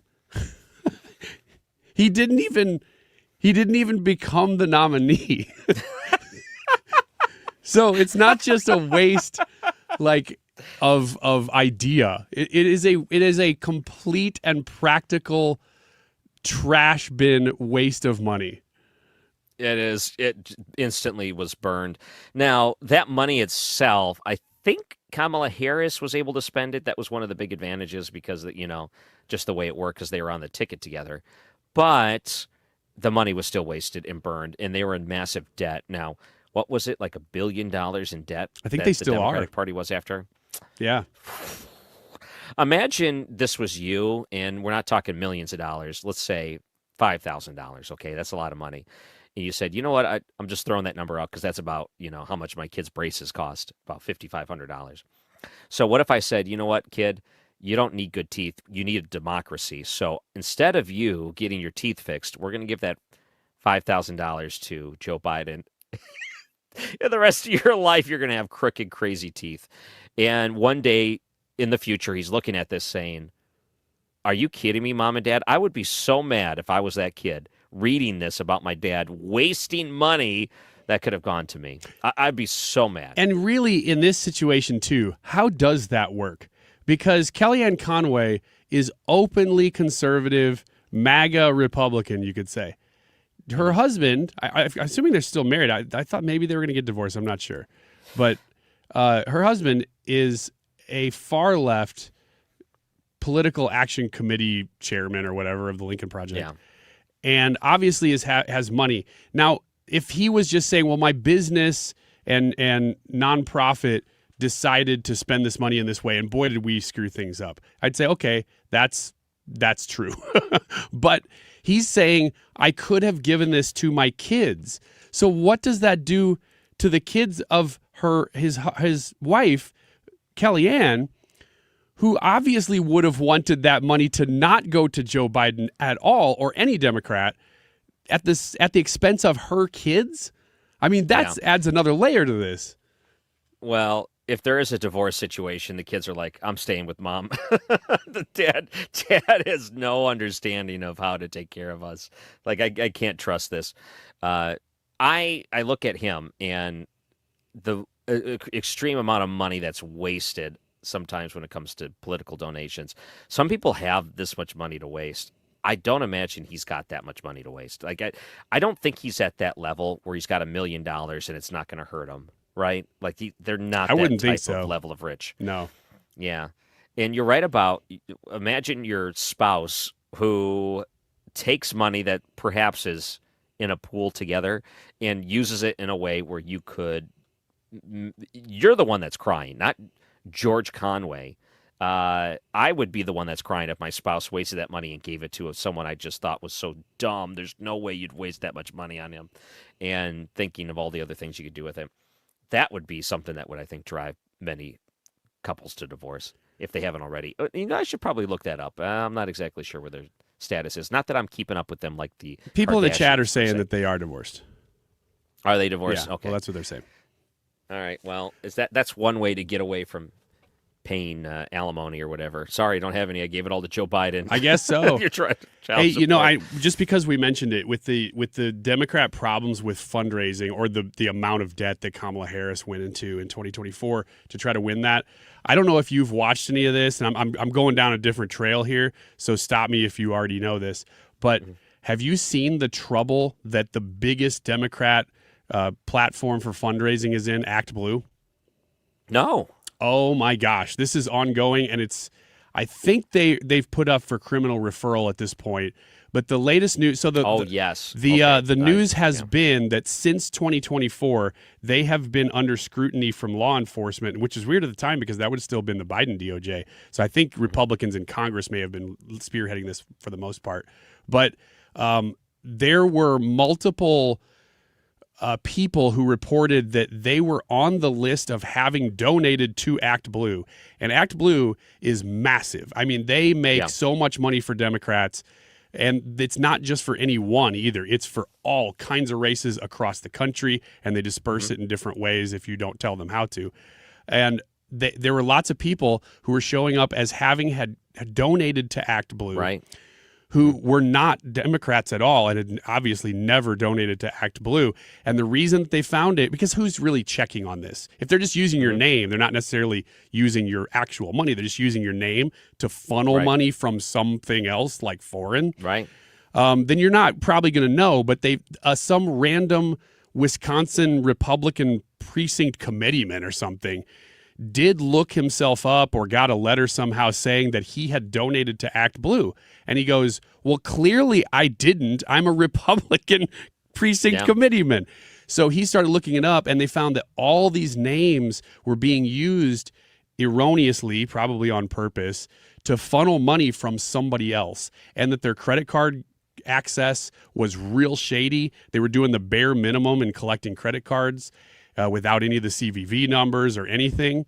And so they've been under investigation. Well, just last week, before that, they testified in front of Congress. Just last week, the New York Times, of all places, so not Breitbart and not Fox News, the New York Times comes out and says, yes, it looks to be true that Act Blue was lying under oath to Congress about where they were getting all of this money.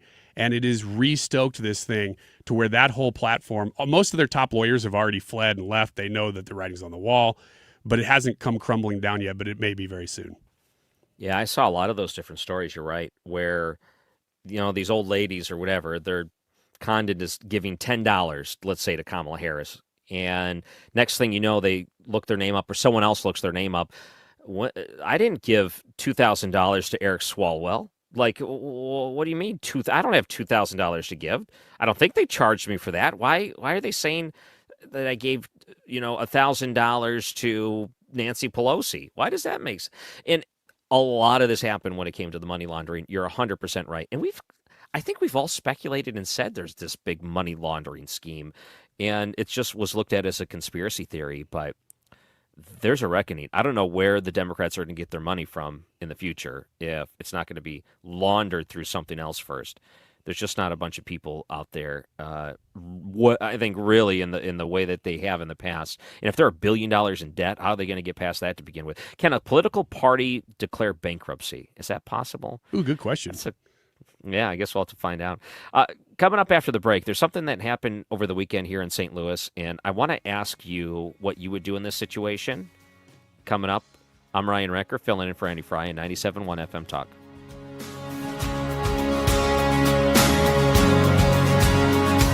If you're considering an annuity as part of your retirement plan, we need to talk. Hi, I'm Bob Stockdale, Senior Vice President Investments with the ClearPath Wealth Management Group at Stifel and host of On the Money Saturday mornings at 11 on 97.1 FM Talk. Annuities can be a useful tool for some retirement investors, but not all annuities are created equal. Every week, we meet clients who own complex annuities that don't suit their needs and, in some cases, actively undermine their retirement plan. Before you purchase an annuity, get a second opinion from the ClearPath Wealth Management Group at Stifel. Requesting a consultation is free of charge. To request a free consultation, contact us at clearpathinvesting.com. That's clearpathinvesting.com, or call us at 636-695-2650. That's clearpathinvesting.com or 636-695-2650. Stifel Nicholas & Company Incorporated, member NYSE and SIPC. Hi, Chad Hansen with Hansen's Tree Service. Spring is here, and if your trees are looking sick or if you have insects that aren't welcome in your landscape, Hansen's can help. Our plant healthcare program offers tree and shrub fertilization as well as pest management to maintain a great-looking landscape. Check us out at hansenstree.com. The pressure on data centers has never been greater. Whether you're expanding capacity, supporting AI workloads, or building new facilities, Graybar works alongside you with the solutions, specialists, and logistics expertise you need today. We help you power performance every step of the way, so your operation is ready now. Yep, Graybar does that. We are asking you in the YouTube live chat poll of the day, are all politicians corrupt? Your options are yes, no, but most are, no, but a few are. Checking in with the text line, if you want to text us, 314-241-9797. A couple answers. One is just all. Yes, that would be yes. Power corrupts. Total power totally corrupts. So yes, all corrupt. And then another person just said 90%. I think that would be something like no, but most are. So where are you on this? And what's going to win this poll? I don't know. Is it going to be yes? Is it going to be no? Most are. Sounds like those are where you're kind of leaning right now based on the text line and on the chat on YouTube. But that's where you vote on YouTube. Annie Fry Show. Let us know what you think. It is 1:33. This time check is sponsored by Jerry Kelly Heating, Air Conditioning, Electrical, and Plumbing. It's time for a $98 AC tune-up. For details and a list of all station contest rules, visit www.971talk.com/rules. From the gateway city to the front lines of freedom, 97.1 FM Talk, St. Louis Conservative.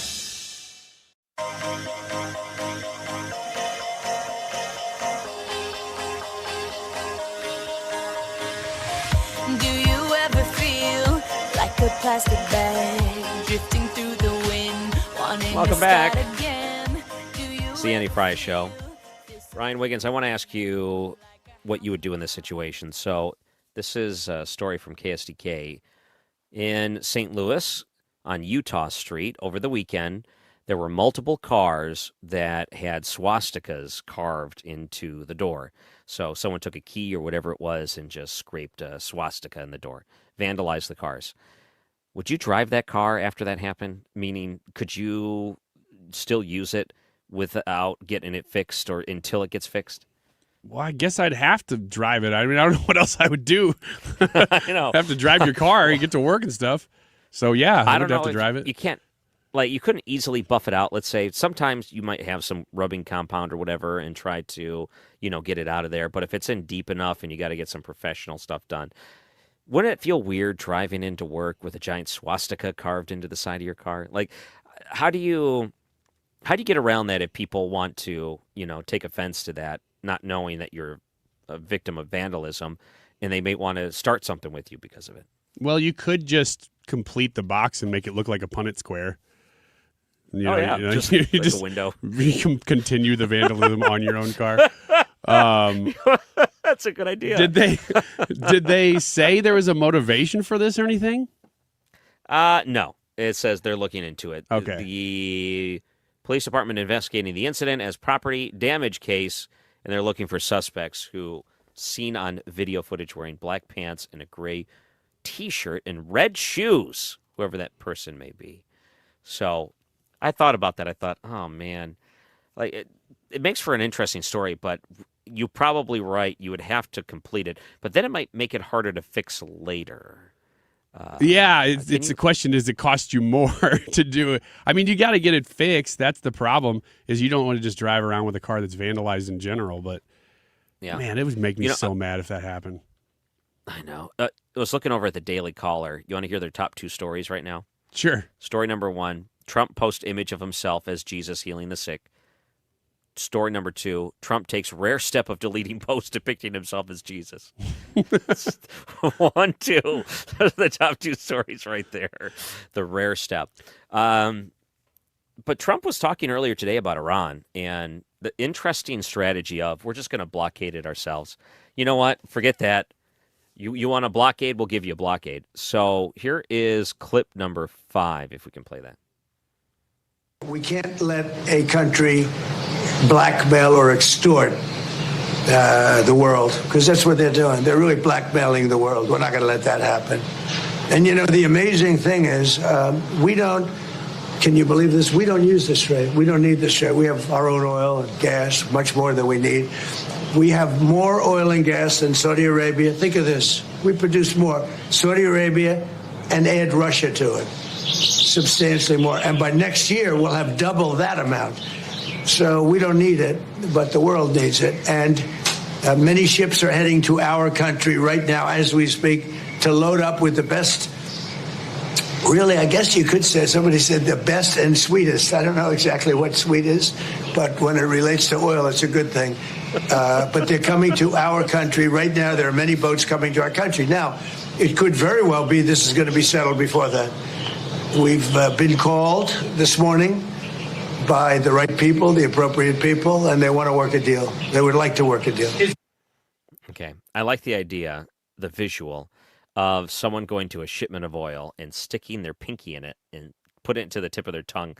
That's the sweet oil. I love that oil. I don't know what sweet oil means, and I think he made fun of that too. Sweet crude. So what if, like, let's say, you have Iran and the United States says, we're just going to blockade this.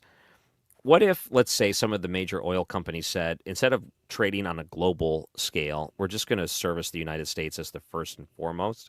So we'll keep the prices regulated here, and then we'll let the other countries, we'll drive the price up in other countries, let them deal with it, as a way to say, okay, maybe this is the incentive other countries needed to finally fix this with the United States. It just doesn't work that way as far as I can tell. The price of oil is a global commodity price, and you can't really prioritize us over anybody else. Because I see people asking that even on our text today, and multiple people have asked this over the last couple of weeks. They go, well, if we're energy independent, then why does the Strait matter to us? Because Trump will often say, hey, we don't actually get oil from here. This isn't affecting us. But indirectly it does, because it raises the price of oil elsewhere, which raises the price of oil everywhere. So I don't know what our people sell it for. Yeah, and I don't know if the answer. I think the thing I've been most surprised by, and I don't know if maybe our leaders are surprised by this or not. Maybe they aren't. Is that Iran seems to have a little bit more bargaining chips than I would have thought they did, and it's mainly with oil. The rest of it, having a couple rockets here and there, I don't think that's going to last very long. But the price of oil, they are going to hold that hostage, because that's really what they have. Yeah.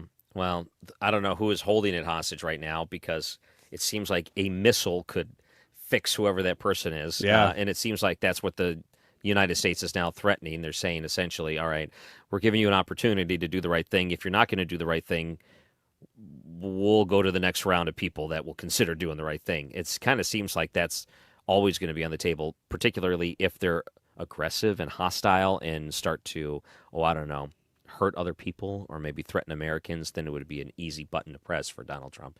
Seems to be the case. Another thing, Eric Swallwell suspending his gubernatorial campaign. I heard Brian Kilmeade right before we went on the air saying, couldn't have had a worse week. I think that's putting it lightly. Mm-hmm. No one liked him. Did anyone like Eric Swallwell but Eric Swallwell? No. Did he have anyone that liked him? Well, I think you're right. Eric Swallwell really did like him, but that's about it. Remember when he ripped a big juicy one on a live interview and denied the fart? Do you remember that? Yeah, he's a fart denier for sure, among many other things. He was in Congress, and he ripped one, and there was no denying it. It was loud and embarrassing. And immediately people called him out for it. And he's like, no, it was my shoes. It was my shoes. Or who knows what he said. He didn't say shoes. I don't think he said anything. Did he address it at all? He did. He denied it. What do they say? What's the old phrase that the kids had? Whoever denied it. Whoever smelt it, dealt it. Whoever smelt it, dealt it, yeah. And there's one about denying it. But he definitely did that. So let's fast forward. How many different things surfaced at the same time about him? There's a video of him with what looks like a porn star and him forcing himself on it. There's staffers that came out and talked about sexual assault and even to the point of rape. And now, what was the last one that came out? There was one about him illegally employing a Brazilian nanny. That's another one that came out too. There's a lot of things coming out against him right now. Yeah, this latest one is a staffer or somebody who worked for him saying, that, quote, allegations that he may have engaged in sexual misconduct, including towards an employee working under his supervision, is the latest one. But there's a lot of these, and they just keep coming. What's so funny is, too, that I saw on Saturday when this news started to break, that he came out and did a direct talk to the camera video, and posted it and said, this is all false, anonymous allegations, which, first of all, they're not anonymous. There's names attached to all of this. And and we're going to fight this tooth and nail. Don't worry, we're not going anywhere. And then Sunday, he suspends his campaign for governor. So you just can't trust anything he says, even in that regard. Yeah, Swallwell allegedly continued to employ this illegal immigrant nanny from Brazil after her work authorization expired, using campaign funds to pay for her child care, according to the New York Post. And all of this, you would think that shagging a Chinese spy would have been enough to, bury your political career. But he persevered. And for whatever reason, the whole Chinese spy thing is just a blip on the radar when that should have been a really big deal. It was way more than just embarrassing. It was a national threat. And you know why? It's because it's California. California politicians get away with anything because it's all monolith one-party rule for everything. You think about Swallwell, you think about Katie Porter, who's running for governor. She's in all these weird controversies with her husband and people calling her out for stuff that she does behind the scenes. Yeah. Adam Schiff, I mean, he's California. Gavin Newsom, of course. Yeah. Kamala Harris was completely unvetted. That's why she failed so badly in that campaign. Because the media just fawns over them. They don't do anything. They're so bad, and they think they can get away with it because in California they can. But the minute it starts to become dicey, like with Swallwell, the speculation is that because they have that primary, have you heard this, Ryan? Because the way the primary is set up in California, right now, there are so many Democrats running that they've split all the Democrat vote where it's actually 2 Republicans at the top of the primary. Really? Now, whether it'll stay that way, they don't know. But there are so many Democrats running that even though they have the majority of the votes, they're splitting them up too much among the candidates. And so the speculation is that the Democrat Party itself is the ones that blew up Swalwell's campaign because they're trying to get his vote share out of there so that 2 Republicans don't end up at the top. What do you think about states where they have strong independents that have come in? They said, we're not Republican or Democrat, and Democrats are upset because they're like, you're going to split this. You put an independent on there, and a Republican's going to win because of it. And now they're blaming the independents that are. So here in Detroit, there was a Democratic mayor named Mike Duggan, popular in Detroit, not known outside of Detroit, really, throughout the state of Michigan. He says, I'm going to run for governor as an independent, not a Democrat. So what they're saying is, in a big city like Detroit, where you got a big Democratic base that always votes blue, you're going to split the vote because he has name recognition, and now the rest of the state's going to vote the way they normally vote, and you're going to lose all the Democrats. You're going to have an independent taking the Democratic vote, meaning a Republican's going to have an easier time becoming the governor next time around. And we're starting to see that in other states, too. The case of the Democrat turned independent, because they're looking at their state of their party right now, and they're saying, this Kamala Harris, Swalwell stuff, I don't want any bit of that. I am done. So I'm just going to try to flip the script. And it's going to, like you're seeing in California, split the vote as well. Yeah, it's a weird world right now because going into midterms, you know, Democrats are very heavily favored to win the House. Probably not the Senate, but at least they're going to make it close.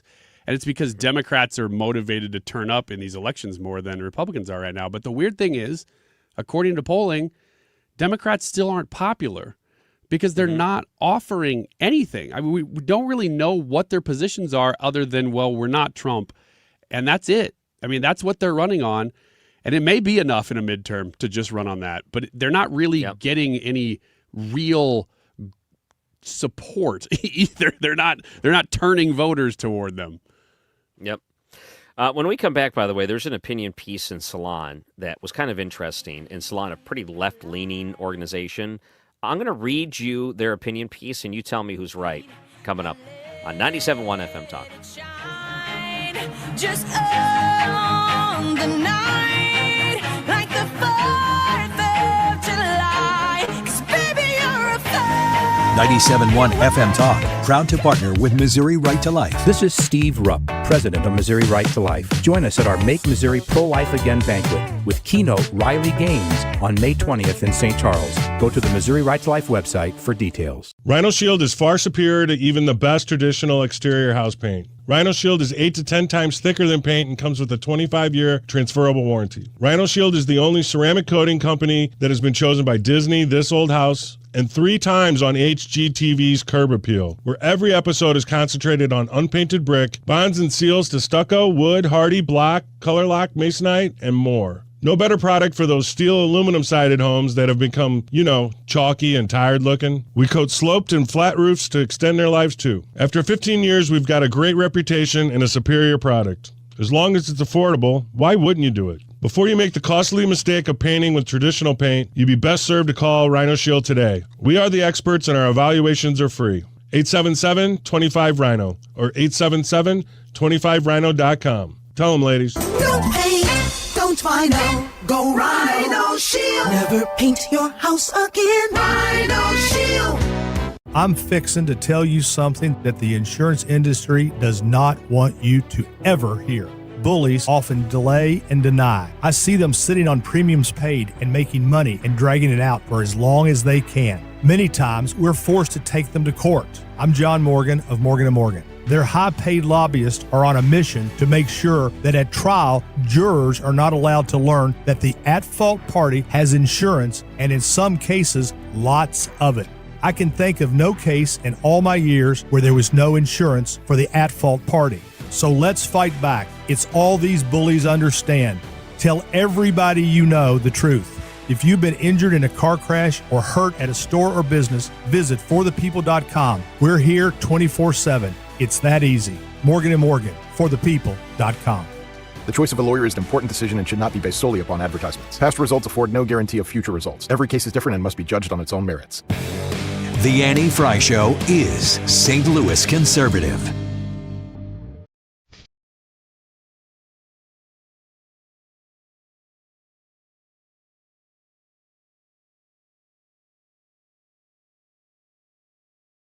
And welcome back to the Andy Fry Show. We like to do our homework here, and I think we need to listen to the evidence of Eric Swallwell, the allegations against him, farting during an interview with, I think it was MSNBC. He's denied it. I think that it smells for itself, that it sounds real. I think we should listen to the evidence. As mature news people, it's our duty to make sure, and I said duty, yes, to make sure that what we are talking about is accurate. So I think we should all listen to the interview with Eric Swallwell that's in question regarding him, echoing across the halls of Congress. Let's take a listen if we could. Chris, so far, the evidence is uncontradicted that the president used taxpayer dollars to ask the Ukrainians to help him cheat an election. And the complaint that I've heard from Republicans all last week was that you don't have anyone who heard. That's it. No, that is not edited. I'm telling you right now, that is 100% authentic. It sounds comical, like someone put this video on the internet, but this was literally how it aired. Do you think that that's the real sound? Nobody edited that? That's the real sound. I remember it like the day it aired. Now, keep in mind, when I was doing late night radio, I could have spent 4 hours on that one clip. And I heard it from every angle. Can we listen to it one more time just to be sure? We should probably do that. See, I thought this was faked. Chris, so far, the evidence is uncontradicted that the president used taxpayer dollars to ask the Ukrainians to help him cheat an election. And the complaint that I've heard from Republicans all last week was that you don't have anyone who heard. That was his shoes, I'm sure. I still want confirmation. I'm going to have to look this up myself and see if that is the actual original audio, because I remembered it differently than that. But you do? I remember him leaning when it happened. I do too. I remember that. You remember the lean? Yeah. All right, it goes to show something happened there. You don't think that is real? Well, for whatever reason, in my head, it was a little higher pitched. But that doesn't mean that that's wrong. I just want to confirm. That's all. I'm not saying we need that's to for sure. listen to more Eric Swallwell fart videos to now, compare and contrast. I don't know if you can pull up my computer, but I found an official MSNBC clip of this. Now, it doesn't mean it's impossible that this would have been altered either, but I'm going to play it just and hope for the best here. Okay, let's see. Hang on. I gotta change a couple of settings there are here. muted. Okay. Chris, so far, the evidence is uncontradicted that the president used taxpayer dollars to ask the Ukrainians to help him cheat an election. No, and that's the same. From Republicans all last week was that you don't have anyone who heard. Yeah. He blasted that. So that was on MSNBC's website? It's somebody posting an MSNBC video. See, it is not altered. That is how it aired. Eric Swallwell should have been done from that moment on.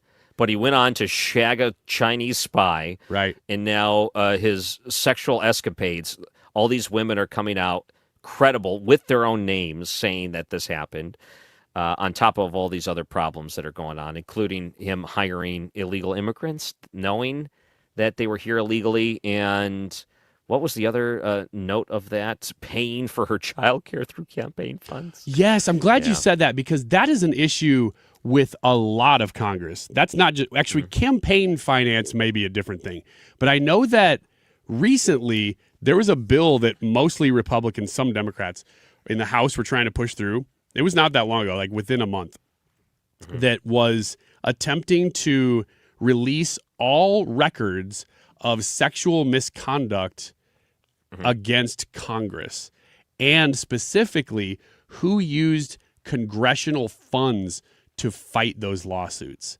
Because that's the problem. They're using your taxpayer dollars to cover up, in a lot of cases, their own sexual misconduct and the lawsuits that come from it. That's terrible. It's terrible. Yeah. I know we got a couple of minutes, and I really want to hear that clip one more time, but we may have to pass on the second time. All right, there's a polling question. I know you love polls, Ryan Wiggins. This is your hobby, basically. You read polls. So in Salon magazine, there was a rebuttal, an opinion piece, to a piece that aired on Fox News and other places that said Gen Z women are embracing the traditional wife trend, meaning they want to stay at home, they want to take care of the kids, they want to start a family early, they want the white picket fences, they want to go to church on Sunday, they want the traditional life. Gen Z, and apparently when they did this, they said 47% of young women prefer that type of lifestyle. Well, Salon magazine came out and said, not so fast, Fox News audience. The pollster that did this was EduBirdie, an online service for college students, and you can't trust what college students say to an online poll. I guess you can say that, sure. But as a polling expert, do you think that there's some truth that maybe Gen Z wants a more traditional life? That seems kind of true. Okay, so the polling I've seen on this topic is true. There is a definite movement toward not just this topic, but conservative things openly, almost as if it's a rebellion against liberalism among that generation. It's not all of them. It's just that there is a movement. So that's number one. Number two. And part of the argument they use, too, is they're not religious, so you can't trust this poll. It's not entirely religious. It probably tracks with Christians more than with non and conservatives. But, there's something to be said for a woman just saying, "Man, I like a traditional lifestyle," But regardless, I will say this about that poll. Salon is not a good pollster. So if they're using the Salon poll and it's an online poll only of just college students, there is something to be said for, your methods aren't very good. Salon was criticizing this other poll that they weren't from themselves. They were criticizing it because the results of it were different than what they would have wanted. Gotcha. So that's why they criticized the polling group, which is not... You'd have to attack it on different ways if you want to legitimize that criticism, I guess. It's the Annie Fry Show, 97.1 FM Talk. AirComfortService.com, that's the website, easy to remember. 314-513-0091. That's 314-513-0091. I want to talk to you about the Air Comfort Service Preferred Partner Plan. You get regularly scheduled heating and cooling system checks. They're going to check the entire system twice a year, which means the heater, the furnace, and the AC. They're going to get looked over to make sure there aren't any issues that you're facing. Plus, you're going to get discounts on diagnostic calls and repair. So if something does creep up, you're going to be able to save a little bit on the top there. With that discount, it's going to save you money. It's going to make the preferred partner plan monthly payment there so smart, so simple. You're also going to receive a discount on new equipment if you have to make a replacement and priority service. Why not cut to the front of the line? You deserve it. A preferred partner plan from Air Comfort Service starts at only $19 a month. And you pay monthly, you get your 12th month free. Call them at 314-513-0091. That's 314-513-0091. Tell them Annie sent you online at aircomfortservice.com. It's time for you to get to know my friends at Lit Cigar Lounge in Chesterfield, where luxury meets comfort. Mark Cox here. They have a great selection of rare bourbons, whiskeys, craft cocktails, anything you like to drink, cold beer, premium hand-rolled cigars from the finest makers in the world. Even private lockers that are available if you choose to. Perfect for date nights or business meetings, and live music every Friday night. Family owned and operated. Check them out In Chesterfield at the District, it's litstl.com. You've been listening to the very popular Wellness One for many years, Saturdays and Sundays on 97.1 FM Talk. We're happy to share that we've expanded the show to 4 times a week. Yes, 4 times every weekend. Saturday at 10 a.m., Saturday at 8 p.m., Sunday at 9 a.m., and Sunday at 2 p.m. It's the same great show designed to cut through the nonsense and provide you a common sense, science-based strategy for a healthy life. So join TJ and Aaron for Wellness One. Now 4 times a week on 97.1 FM Talk. Lifestyles Unlimited wants to help you take control of your financial future. And it starts with real estate. Learn a step-by-step approach to building income. It's the same education that's helped thousands shift how they think about money, wealth, and opportunity. For a limited time, you can join for just $297. Take action today. Text RADIO to 88007. That's RADIO to 88007. Hey Max, you look sharp in that purple tie. Ready to harness the world as a guide dog? You bet, Daisy. And your purple service dog vest really pops against your shiny fur. First day on the job for both of us. We've got this, right? You bet. Dogs Inc. trained us well. Ready to make a difference for our humans? Born ready. Discover how extraordinary guide and service dogs change lives at no cost to the recipients. Visit dogsinc.org. KFTK FM Florissant from the Kaufman Townsley St. Louis's Injury Lawyers Studio. Call 314-777-7777. That's 314-777-7777. A deal with Iran is still possible. I'm Lisa Brady, Fox News. That from President Trump after failed talks over the weekend. U.S. warships are now enforcing a blockade of Iranian ports, not allowing vessels in or out, adding pressure on Iran to reopen the Strait of Hormuz. We can't let a country blackmail or extort the world, because that's what they're doing. They're really blackmailing the world. We're not going to let that happen. President Trump ordered the blockade following direct talks with Iran and Pakistan over the weekend that failed to produce a permanent ceasefire. Iran is doing absolutely no business, and we're going to keep it that way very easily. Iran is threatening to target ports of U.S.-aligned nations along the Persian Gulf and Gulf of Oman unless the U.S. ends its blockade. Fox's Jared Halpern at the White House. U.S. Central Command says the blockade will be enforced against vessels of all nations entering or departing Iranian ports and coastal areas, but leaving passage possible for non-Iranian ports and humanitarian shipments subject to inspection. President Trump doubling down on criticism of the Pope, again calling him weak on crime. We believe strongly in law and order, and he seemed to have a problem with that, so there's nothing to apologize for. He's wrong. Pope Leo has also criticized the conflict with Iran and the president's rhetoric on it, telling reporters at the start of an Africa trip he'll continue to speak out against war. The House Ethics Committee is now investigating allegations against California Congressman Eric Swallwell, who's been accused by multiple women of sexual misconduct, including a staffer. The panel's announcement comes a day after Swallwell withdrew from the crowded race for California governor after losing endorsements from top Democrats. In a social media post apologizing for what he called past mistakes in judgment, but also calling the allegations false. He's still facing some calls to resign. America is listening to Fox News. I didn't switch to Pure Talk just because I wanted to save 50% off the same 5G service I'd been paying twice as much for.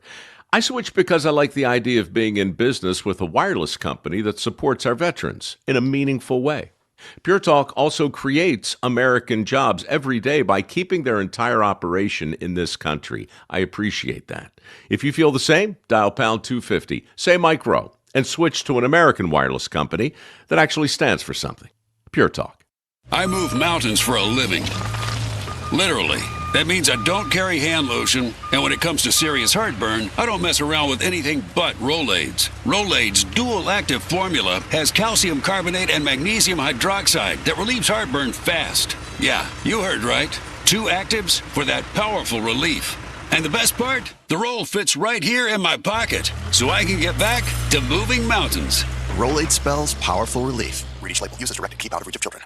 Air Comfort Service, heating, cooling, and insulation, weather. Our temperatures well above average on this Monday afternoon. 87 for the high, partly sunny, windy, warm, maybe a spot shower. Tonight, partly cloudy, windy, and warm, 69. Tuesday, partly sunny, windy. There's going to be some developing thunderstorms Tuesday afternoon. Some could be strong, possibly severe, but it's not an all-day rain. 89 for the high Tuesday. This is 97.1 FM Talk. Chief Meteorologist Dave Murray. The Annie Fry Show is sponsored by Air Comfort Service Heating, Cooling, and Insulation. Air Comfort Service is hiring licensed journeymen. Don't have a journeyman license? Air Comfort Service will help you get it. Get guaranteed hours year-round and more. Apply online at aircomfortservice.com. Annie Fry, Ryan Wiggins, Brad Range. That's us. That's right. Gotta love this American ride. What do you want from me? I'm not America's sweetheart. For goodness sake, kid. Keep your voice down. Your father's listening to the radio. I'm not America's sweetheart. This is the Annie Fry Show on 97.1 FM Talk. And welcome back. I'm Ryan Ranker, filling in for Annie Fry, and I am happy to be with you for this last hour on a Monday. Hope Ethan and his allergies clear up. Hope Brad's feeling better. Ryan Wiggins, you're Claritin, doing well, it sounds like. So far, so good. Good. Happy to hear that. There's a story from Channel 4. The St. Charles County Police Department is developing a drone as first responder program designed to enhance public safety across St. Charles County. What do you think about police drones swirling around, watching things up from the sky? Does that make you feel safer or uncomfortable? Man, that is a loaded question because part of me thinks that I hate, tech overlords and Big Brother and all the watching and everything. However, you got to get rid of crime somehow. And, St. Charles is definitely doing what they need to. I don't think St. Charles is having the problems that many areas of the country, even like where we're standing, do in downtown St. Louis. So St. Charles doing it, keeping it in the right hands, you feel like, it's probably okay. If it gets into the wrong hands is what I would be afraid of. Because it's just a very powerful tool. So the flock cameras are really popular too. You're familiar with those? They're pretty much everywhere now. It's those little traffic cameras that pretty much log all traffic. It uses the AI in sophisticated technology to profile your vehicle, store it in a database, and then police are able to use that database to recall where you've been at what time and what you were doing, how fast you were going, all these things. It's amazing the stuff that it can, well, maybe not so much the speed, how fast you're going, but it can determine a lot of things. If you go from one camera to another in a certain amount of time, they can come up with some answers that way. But I don't like it. Same thing with the drone cameras. Don't like that one bit. And one of the things that I think I find is that if perhaps the Freedom of Information Act doesn't apply to this technology, meaning if police agencies and government agencies are using this, but you're not allowed to know how they use it, that's the biggest red flag. And I think right there you have to stop and say, this is not technology we can do. If it's only governed by police and they're telling you, trust us, we're not going to misuse this. I don't trust it. Yeah, I don't either. I'm inclined to agree with you just because I think that this sounds like a more extreme version of red light cameras. And I hate red light cameras. I hate them with a passion. And they've come across a lot of issues legally with how they use them. And maybe that's going to happen with these too. I don't know. But the technology is pretty new, so we'll see. Yep. So they're up there, real-time information, boost response times. They say they can do a lot of things with this. I still don't like it. Don't like it at all. There's a couple of other things that are out there. Let me read this one story to you. But before we do that, we should probably check in with Eric Swallwell to see how he's doing. Should we check in with him one more time just to make sure he's doing okay? I think he's, it looks like he's going up on MSNBC right now. Can we take a listen? Chris, so far, the evidence is uncontradicted that the president used taxpayer dollars to ask the Ukrainians to help him cheat an election. And the complaint that I've heard from Republicans all last week was that you don't have anyone who heard. Oh, boy. Man, we must have caught him at a rough time there. It sounded No, like I think what happened was that same old clip from 2019 where he farted. That wasn't a new same clip. That wasn't a new one. That's Man, on did he producer rip that. Daniel. He didn't know that you were wanting to go live to him. Looking for a fresh one, yeah. Yeah, fresh Ugh. one. He lied it. He denied it the whole time. He's lying right off the bat. He's still a congressman. You think there's going to be pressures for him to step down? There has to be. Like, I don't see how he survives this, right? In Congress? Well, I would have thought that he would have been pressured to step down based on the 15 things he's already done. So I don't know. I don't have a whole lot of confidence that anything's going to change. But they are looking into it more. They're opening a new investigation. Yeah.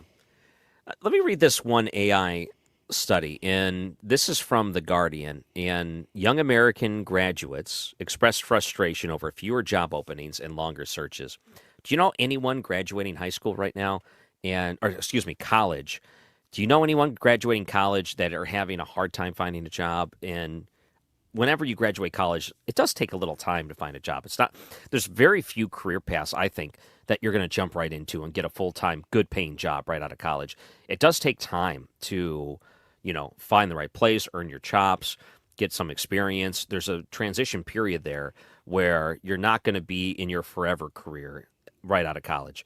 So I get it. And it might take some time to find that first entry-level job, whatever it is.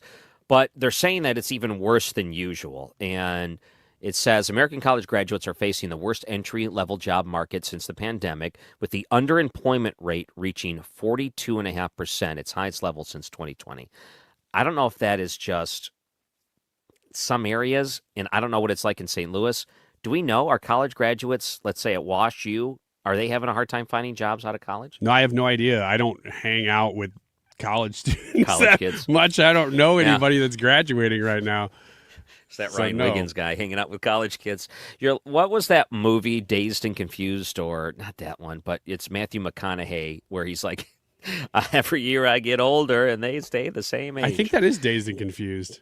Oh, was that right? I think so. You're telling me that's not you. That's not me. I don't hang out with college students. And my kids are not old enough to be in the range of college students either. So it's a little bit of a lost time. So a 22-year-old at Smith College you want to guess the state? Do you know Smith College? Smith College. No idea. Massachusetts. One day that'll help you in Jeopardy. Said, every weekend I dedicate over 2 hours to job applications. As of today, I've applied to over 90 jobs. I've been ghosted by nearly 25% of them and rejected automatically from another 55%. Does 2 hour a day job search when you don't have a job seem like you're not trying? That seems like a low number. You think you would spend most of your day trying to apply for jobs, right? I guess it depends on if you're also working somewhere else, because they referred to underemployment, not unemployment. So it could be that you're still working somewhere. But I just don't know about this kind of data. And maybe it's legit. Obviously, things are changing in the tech world for sure, and depending on the type of job you're looking for. But I don't know about you, Ryan. When I started looking for a job out of college, it wasn't easy. You had to really fight and start to make connections and get your foot in the door somewhere and keep working your way up. It wasn't like automatic. I can't remember. Were you trying to do TV before radio? I've gone back and forth. So I started in TV, then went to radio, then back to TV, then I'm radio. Okay, out of college, I remember what it was like trying to find a job. I had a part-time job, but I was traveling to it, and when I graduated, it was too far of a drive to keep the part-time job. So I said, I'm going to dedicate looking for full-time work. And while I'm looking for full-time work, I picked up a job at a steel mill, and I had a grinder, and I basically would grind steel. And I lasted maybe 4 months at that job before I found a full-time job, and I took that full-time job in Ohio. That's basically how it worked out. I hated that job. Yeah. It was terrible. But, you had to do something. I couldn't just sit there and not work. Exactly. And I did the same thing. I graduated college, and I could find nothing in media. And in general, I mean, the media situation now is a little different than it used to be, but it was always tough. It's a tough industry to get into. And so you really had to work hard to get into it. And I worked at a job for almost a whole year of just filing papers and it was awful. I hated every minute of it because it was so tedious and boring, but I just needed to have a job. Yeah. And I would apply at small radio stations, and I would think, oh, I got to be a shoo-in. I am overqualified for some of these super small radio station jobs. And we're talking making 17 grand a year, whatever the minimum wage was at the time. And I'm like, this has got to be my chance, and then I'll work my way up. Would go and interview and wouldn't even get those jobs. And it was just kind of tough for a long time, at least months. And every time I would go into work, and it was so loud, grinding steel, you put in your little earplugs, and I would sing like God Bless America. I'd sing the national anthem, How Great Thou Art. I would sing Amazing Grace. I would just do that all day in repetition, sing those songs because, it just the sound of everything else. You couldn't put in earbuds and listen to anything back then. And, after a certain time, you're like, I can't do this for, 8, 9, 10 hours a day, 6 days a week. It was terrible. So then I got to the point where I'm like, okay, I'm getting close to some jobs. I'm going to quit this job, and I think I'm going to get a full-time job if I can go and meet them in person. So I took the gamble, and it worked. And radio career's been good ever since. Not really. I've been fired a couple times, but it's been good. Haven't we all? That's a time period, though. I mean, setting aside talking on the radio, that's a time period that everybody goes through when you leave college, unless you are part of a family business or something that's already set up for you. That moment is really scary. And you just kind of take whatever you can. And if you're a praying man, I was praying every day. I'm like, God, what are you doing? I have got to get me out of here. And you know what's crazy? I don't think I've ever told this story before.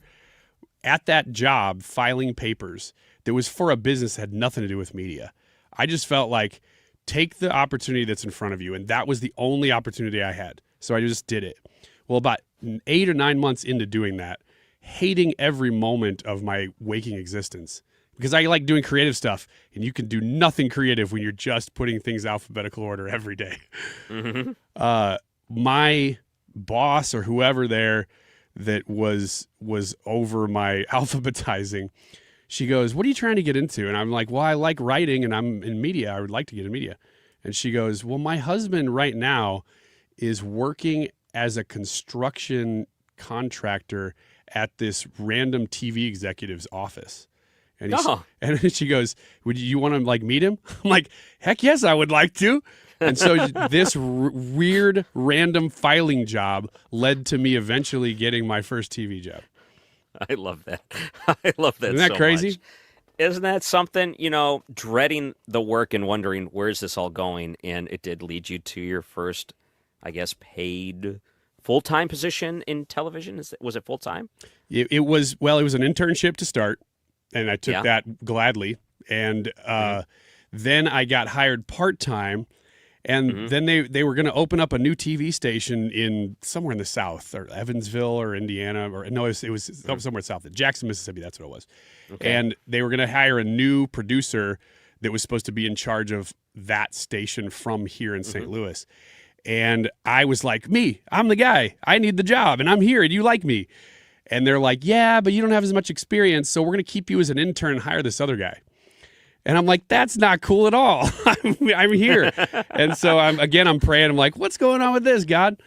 And then at a random Christmas party, the guy that they hired for that job ran into somebody that worked there who did not like him, who they had a history with, and they didn't know they had hired this guy.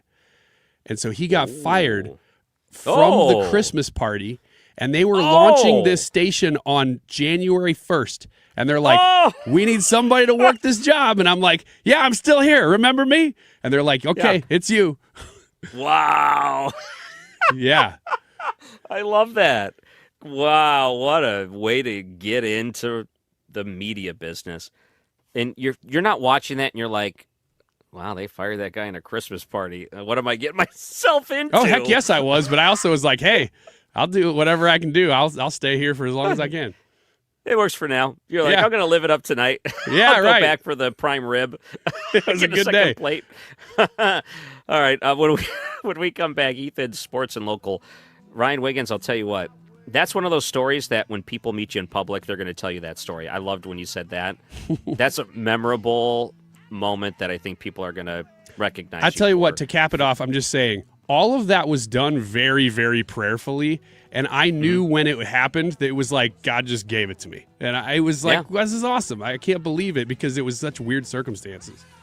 Love it, love it, love it. You're listening to the Annie Fry Show, 97.1 FM Talk.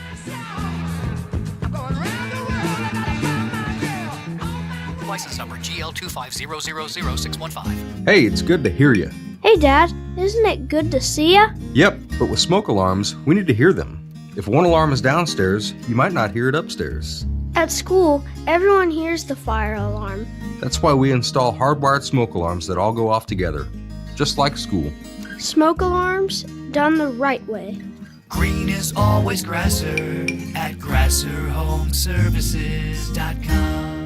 Men. Need a clinic that accepts all insurance, including Medicare? U.S. Men's Medical Center in St. Peters does. U.S. Men's helps men experiencing loss of energy, focus, concentration, and low libido. And they accept all insurance, even Medicare, for testosterone replacement therapy. Patients love the staff and the fact that, yes, I'm going to say it again, they accept all insurance, including Medicare. Feel better? Call U.S. Men's Medical Center at 636-244-5333. Mark Cox here. Join me, Annie Fry, and Mark Reardon, along with Thomas Helbig and Bob Kershaw of the Retirement Advisory Group, as they show you how to create a worry-free retirement. It's Tuesday, April 28th at the Doubletree Hotel in Chesterfield at 6:30. Here are Thomas and Bob with more. Are you nearing retirement or already retired and would like to know how to turn your 401k and IRA into a worry-free retirement? Would you like to learn the investment strategy that gives you market growth while avoiding the market losses at the same time? Would you like to get your free personalized retirement income plan? Did you also know if you're 59 and a half or older, you can roll over your company retirement plan tax-free and have a worry-free retirement? If you're 59 and a half or older, you cannot afford to miss this event. Have a worry-free retirement and join the official financial advisors of my show, Thomas Helbig and Bob Kershaw. It's at the Doubletree Hotel in Chesterfield, Tuesday,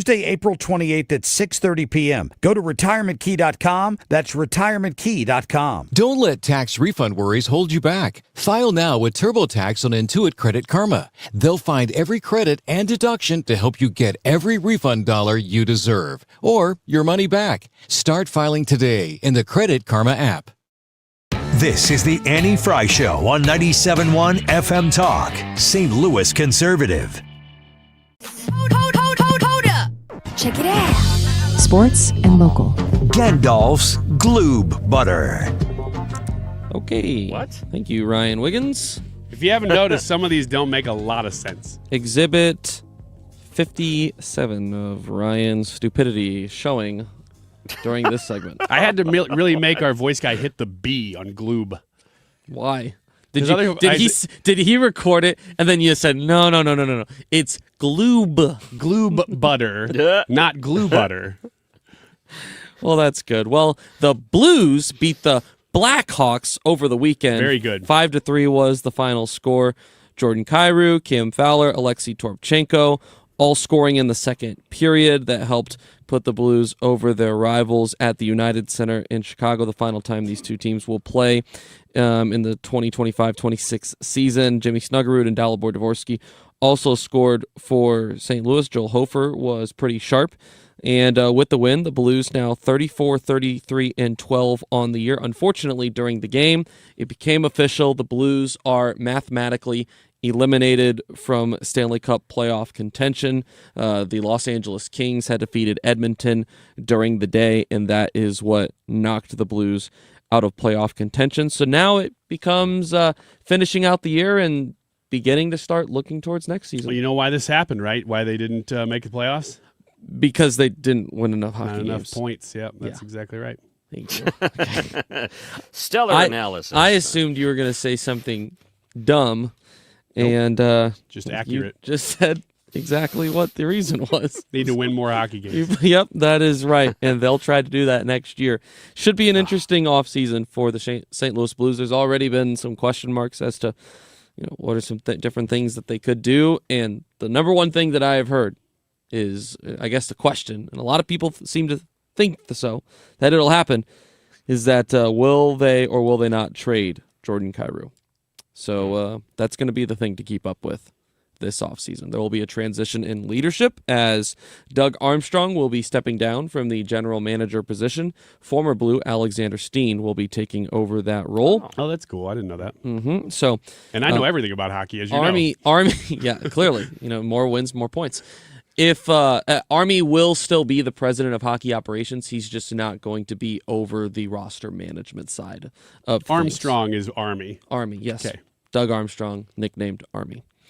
The St. Louis Cardinals faced off against the Boston Red Sox over the weekend. The Red Sox took 2 out of 3 despite having a slow start to the year. The offense certainly did wake up over the weekend. The Cardinals won on Friday night when they got a great outing from Dustin May, won 3-2.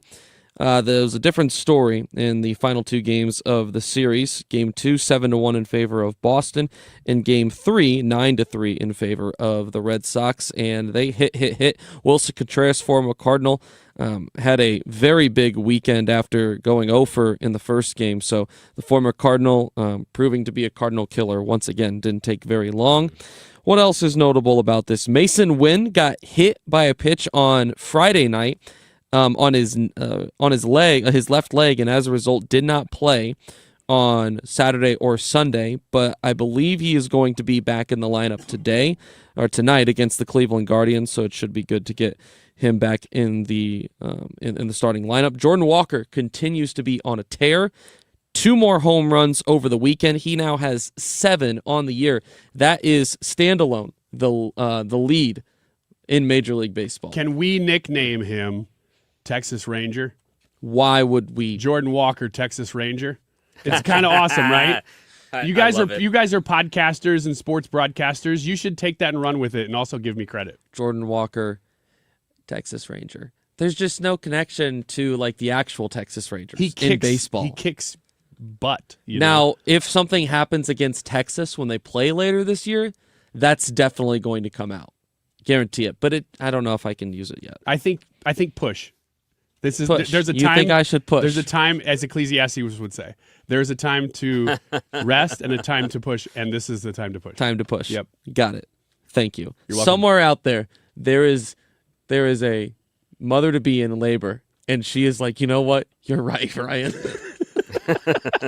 She's listening to the Andy You're Fry right. show. You're right. Yeah. She's getting an epidural. She's like, turn on 97.1. Turn it on. I need to get some peace. It's my zen. The soothing voice of Ryan Wiggins is my zen, said no one ever. The Stiefel Theater hosted the me era of the U.S. ski team on last Wednesday, for an advanced screening of the docuseries On the Edge World Cup ski racing. And among those in attendance were gold medalist Breezy Johnson and Michaela Schifrin. Michaela Schifrin is the most decorated women's U.S. skier of all time. So pretty cool for her to be in the city. I don't know if you guys hear, but she does a lot of she's on a lot of radio commercials, radio spots for Stiefel, which obviously is super involved here in St. Louis. So didn't know that she was going to be here until I read this and saw this, but pretty cool that... Did you freak out like you did about Justin Bieber earlier? I don't know if I would call it a freak out. I just said it was really good. No, I did not freak out about gold medalists being in town, although I do think that any time that there are notable folks here in the Lou, it's something to bring up, Ryan. If she's listening now, I think she became very disappointed that you didn't fawn over her more. I was trying to give you an opportunity. I'm married. Still have time. I am married happily. Very happily. You could do it in a professional way. Exactly. That's what I'm saying, Ryan. Yeah, professional. Okay. All right. Well, I didn't, so darn. Okay. On to the next thing. To put a cap. Man, I'm so looking forward to putting a cap on the sports side of things. Put a lid on it. The St. Louis Battlehawks, pretty epic weekend in their 34-30 win over the Birmingham Stallions. They were trailing by 10 in the third quarter, and they scored 21 points in the fourth quarter to come back and win this game. The head coach for the opponent, A.J. McCarron, was the Battlehawks quarterback the first 2 years that the St. Louis Battlehawks existed. So got a little bit of got a little bit, or left, should I say, a bad taste in McCarron's mouth as he left St. Louis. But with the win, the Battlehawks now 2-1 on the season, and will face off against the DC Defenders this Saturday in Washington, D.C., and they just beat them in week 1, so they're already playing them again. You kind of got the sense that this was in the Battlehawks, in the heart of the team, when you and I interviewed head coach Ricky Prohl not too long ago, wouldn't you say? Yes, Ryan. I just had a feeling that week 3 there was going to be something epic that happened. I did too from talking to him. I thought, you know what? Don't count this team out. The attendance for week 1 was really good. Now, I don't have the attendance number for this past week's game. I would assume it was probably good because St. Louis fans have consistently packed out the Dome. But I will say this.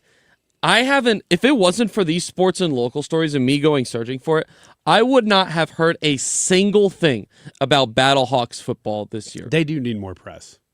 I'm glad that you're bringing it. Yeah, I'm trying to. Yeah. It just feels like it's our resposibility. Yeah, especially after 20,209. So that's still a lot. That's still a lot for the UFL. But even that's a huge drop off for St. Louis attendance. Is it?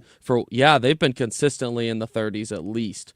Wow. For their games the past couple of years at the Dome. So I'm really surprised at its popularity, honestly. To be fair, You think Cardinals most people- were going on here that same day, so maybe that had something to do with it. But anyway. Yeah. So Fantastic. Anyway. Final story here in sports and local. We've talked about this a couple of times throughout the past several months, but we're getting closer to the point where demolition on the 28-story Millennium Hotel Tower will begin. This spring, Fox 2 reported that they're learning new details about the plans to replace the long-abandoned property. The hotel, which sits just steps away from the Gateway Arch from Busch Stadium, closed back in 2014. Last year, after the city of St. Louis threatened eminent domain against the hotel's international owner, the Gateway Arch Park Foundation stepped in and finalized the deal to purchase the property. So this is going to be happening pretty soon. It says this spring. If you drive, I don't know if you've driven past it at all and paid attention to it, Ryan, but I mean, they're already starting to really clear out and deck out some of I believe it's the restaurant and maybe some of that in-between area between the... I know that it's progress, but it looks sad. Oh my gosh, because yes. it's such an iconic building in this area. I'm very glad it's happening, don't get me wrong, but it's still like, oh, it's gone. I also want it to just happen. Because when you drive past it now, I mean, this is the worst part, right? They're about to knock it over, and it's already kind of half cleared out. It's not a good look right now, but they have a lot planned for that area and adding that entertainment district near the riverfront. So hopefully long term, that'll be a really good thing that is happening for the city and just for that area. But it's going to take a few years. So we just have to continue to wait as we do in St. Louis. How are they bringing it down? Do we know the method they're going to use? Ryan, do you have any sort of idea I think they're just sending a bunch of people over there with big knives. They're just going to start slashing. Hacking away? Yep. That's what I understand. That may not be true. I think that you should put some SpaceX rockets on the bottom of it and just launch it into space. I do too. That idea is probably about as good as mine. This, let's see. This here says that it will not be via implosion or knives. No, yeah. I can't confirm knives. I cannot confirm about the knives. But it won't be. So I mean, I guess they're just gonna take it down piece by piece slowly, but. It would be kind of cool if they would have been in implosion. That would have been pretty awesome. Can you imagine having a view of from the arch or from the top of Busch Stadium? How sick that would be. That'd be pretty cool. That would be sweet. From the East St. Louis Observation Tower that we've been talking about so much. We have to wait until it's a national park. Could you wait until, let's say, someone homers and instead of fireworks, they demolish the building? Now we're really getting somewhere. That would be absolutely awesome. Epic. That it would be. All right, that's it for sports and local on a Monday. 97.1 FM Talk. Let's raise the bar and our cups to the stars. Home Shield Foundation Repair, add an S to that. That's the website, homeshieldfoundationrepairs.com. When you call Matt Hayes at 314-271-9900, that's 314-271-9900, Matt Hayes is going to show up with the best team in the business to make sure that that basement gets the waterproofing it deserves. And let's be honest, maybe that you've been postponing. It's time to have somebody you trust come into that basement and give you a full assessment of exactly what it is you're looking at. You probably don't know the full detail of why your basement is leaking, but you have an expert like Matt Hayes come in. He's going to walk you through what you're dealing with and also how he can fix it for you once and for all. And you can trust Home Shield Foundation Repair to do the job right the first time because they're going to give you a lifetime warranty. On top of the great work that their team is going to put into your basement, just give them a call at 314-271-9900. That's 314-271-9900. Call Matt Hayes, tell him Annie sent you, and visit him online at homeshieldfoundationrepairs.com. For years, Gone South has been a podcast about crime in the American South. But for our new season, we're widening the lens. Through deeply reported, narrative-driven stories, we're digging into the myths, scandals, and power structures that still shape the South. And in a lot of ways, the country Swallwell itself. clip ready to go. Follow and listen to Gone South Season 5, an AUDACY podcast. Available now on Apple Podcasts, Spotify, or wherever you get your shows. New tax resolution firms are popping up every day with high-paid celebrity endorsers, advertising ridiculous claims in their TV ads. That's why they have the tiny, unreadable disclaimers at the bottom of the screen. Hi, this is Lance Story with the Lance Story Law Firm. Our ads never have those ridiculous, fast-talking, tiny disclaimers at the end because, simply put, there are no guarantees when it comes to the IRS and wiping out tax bills. And we don't make promises we can't keep. Of course, there are ways the Lance Story Law Firm can help resolve your tax debt, but no company can guarantee it will eliminate it. This is why their clients call the Lance Story Law Firm when those promises don't pan out. If you have tax problems, you have legal problems, call me, Lance Drury in St. Louis, at 314-260-6120 or visit Lance, D-R-U-R-Y, law.com to schedule your free consultation with your local tax resolution law firm. The choice of a lawyer is an important decision and should not be based solely upon advertisements. Before we get to the YouTube live chat poll of the day, there was a huge mess up. And Ethan is going to fix that right now. Yeah, I'm going to do that. You know, we here at Sports and Local, we're sponsored by All Financial. We're very thankful for All Financial. And we're sorry to All Financial for forgetting about All Financial. That's all. Ryan, making sure that the sponsor is mentioned. You have to do that. All right, the poll today is, are all politicians corrupt? The answers are yes, no, but most are, or no, but a few are. Let us know what you think about this topic. I have a whole bunch of comments from you guys pulled up, and I'm going to read a couple right now. This one says, no. Lori says, no, but many are. They've found some of the corruption. I know that Dems want to claim that all Republicans are corrupt. How about this one, the other direction? Google Hater says, Democrats are 100% corrupt. Republicans are 70-30.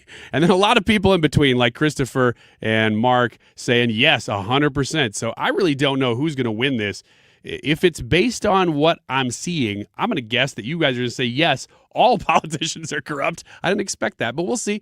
It's only about 20 minutes away before we read the results of the YouTube live chat poll. It is 2:36. This time check is sponsored by Jerry Kelly, Heating, Air Conditioning, Electrical, and Plumbing. It's time for a $98 AC tune-up. Born in the Midwest, built on common sense. 97.1 FM Talk. St. Louis Conservative.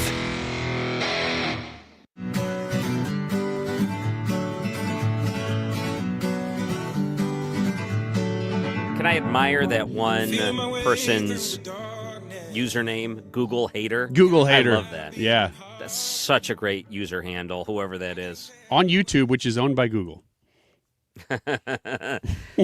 So we have the poll is going up, and I think my answer would be, I think I just need to assume they're all terrible.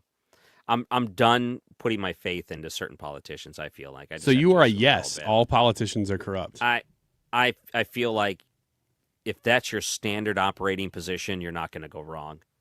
I feel like you're going to win more than lose with that position, so you might as well just have that as your go-to.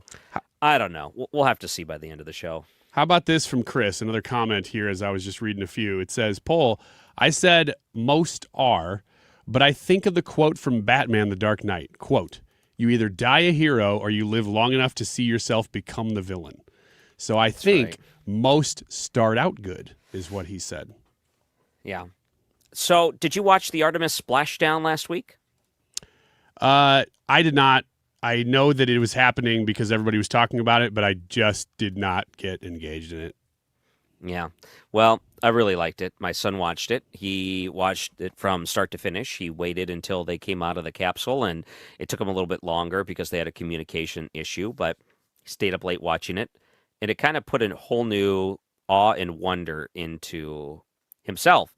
And I really enjoyed seeing that side of him really get into a story like that, mostly because, you know, when I was young, I was too young for the Challenger. I wasn't like watching it in school like a lot of people a little bit older than I was would have watched that disaster. But there wasn't a lot of those type of launches that really got my attention. I was way not even close to being born for the Apollo mission. So, but one of the interesting things, and there's an opinion piece in Newsweek by Lydia Patrick, Life and Trends reporter. And the opinion piece is that non-Americans left baffled by strange detail about Artemis II crew. And you want to guess what that strange detail is that people outside the United States are baffled by? I would like to know. It is because one of them is openly Christian and likes to talk about his beliefs. Oh, I think I heard an interview with him. That's odd. It's odd to people, apparently, outside of the United States. They're thinking, how can a scientist that is going out to space believe in God and have Christian beliefs? It's odd to them because it doesn't seem like Christians and science could interact with each other in a logical way. That is their big main sticking point. One person said, as a French, and that's how it starts, as a French. I didn't know that if you're French, you call yourself a French. Yeah. It feels strange to hear so many Christ in Bible comments from the Artemis II crew. I get that they are living in such a spiritual experience that, as believers, they feel it best expressed through their religious lens. But they were just, it says, but at the same time, I feel it is such a strong reminder of the U.S. culture. Any other non-U.S. people feeling the same. And people said it just felt too religious, going to space and hear them talk about the Bible and their experience from their point of view that way. Isn't that something? Ignorant of that French to say that Christianity is a cultural thing just associated with the United States. That's absurd. The largest Christian population in the world is in China, for example. But regardless, what he's saying is interesting. Did it say what the name of the guy is? Who's the Christian who was on the Artemis? Right. It's astronaut Victor Glover. Okay. He's been outspoken, and you probably heard a lot because he's very outspoken in talking about his beliefs. I did. I heard an interview with him, and I didn't realize who was talking until I got about halfway through. I'm like, oh, this is the Artemis guy. And he did address some of those questions about, well, are you a man of science or are you a man of faith? And he said, well, first they said, did this impact your relationship with God, or is it awe and wonder of seeing the earth from space? And he said, it's certainly awe-inspiring, but it didn't change anything with my relationship with God because my relationship isn't based on just what he put it as general revelation. He said, this is the specific revelation of Jesus Christ to you that has nothing to do with the awe of nature. It's just nice to see. And so that was cool.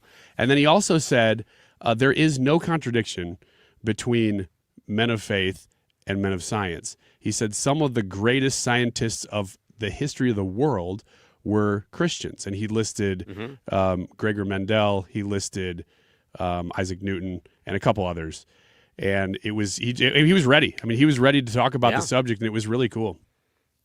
So if you're him, if you're this astronaut, and you have your deeply held religious beliefs, I'm guessing he missed services this past Sunday, mostly because after you splash down, there's a lot of medical things that go on, debriefings, probably time before you go back to your regular life. But let's say he goes to church this upcoming Sunday, is it a guarantee the pastor's going to pull you up to the pulpit to talk about your experience? I would think mean, so. it's almost a guarantee, right? You have to. There's no getting around it. If you're showing up to church, you're going up there and talking to the congregation, right?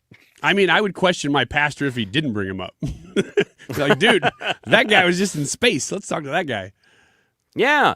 It says Glover has long been open about his Christian faith, and NASA treats such expressions as personal rather than institutional, a distinction that is more familiar with U.S. culture. So I was reading this Newsweek thing, and I thought, maybe it's just because I'm American that we hold our values when it comes to our religious beliefs. Is it not like that in France, perhaps?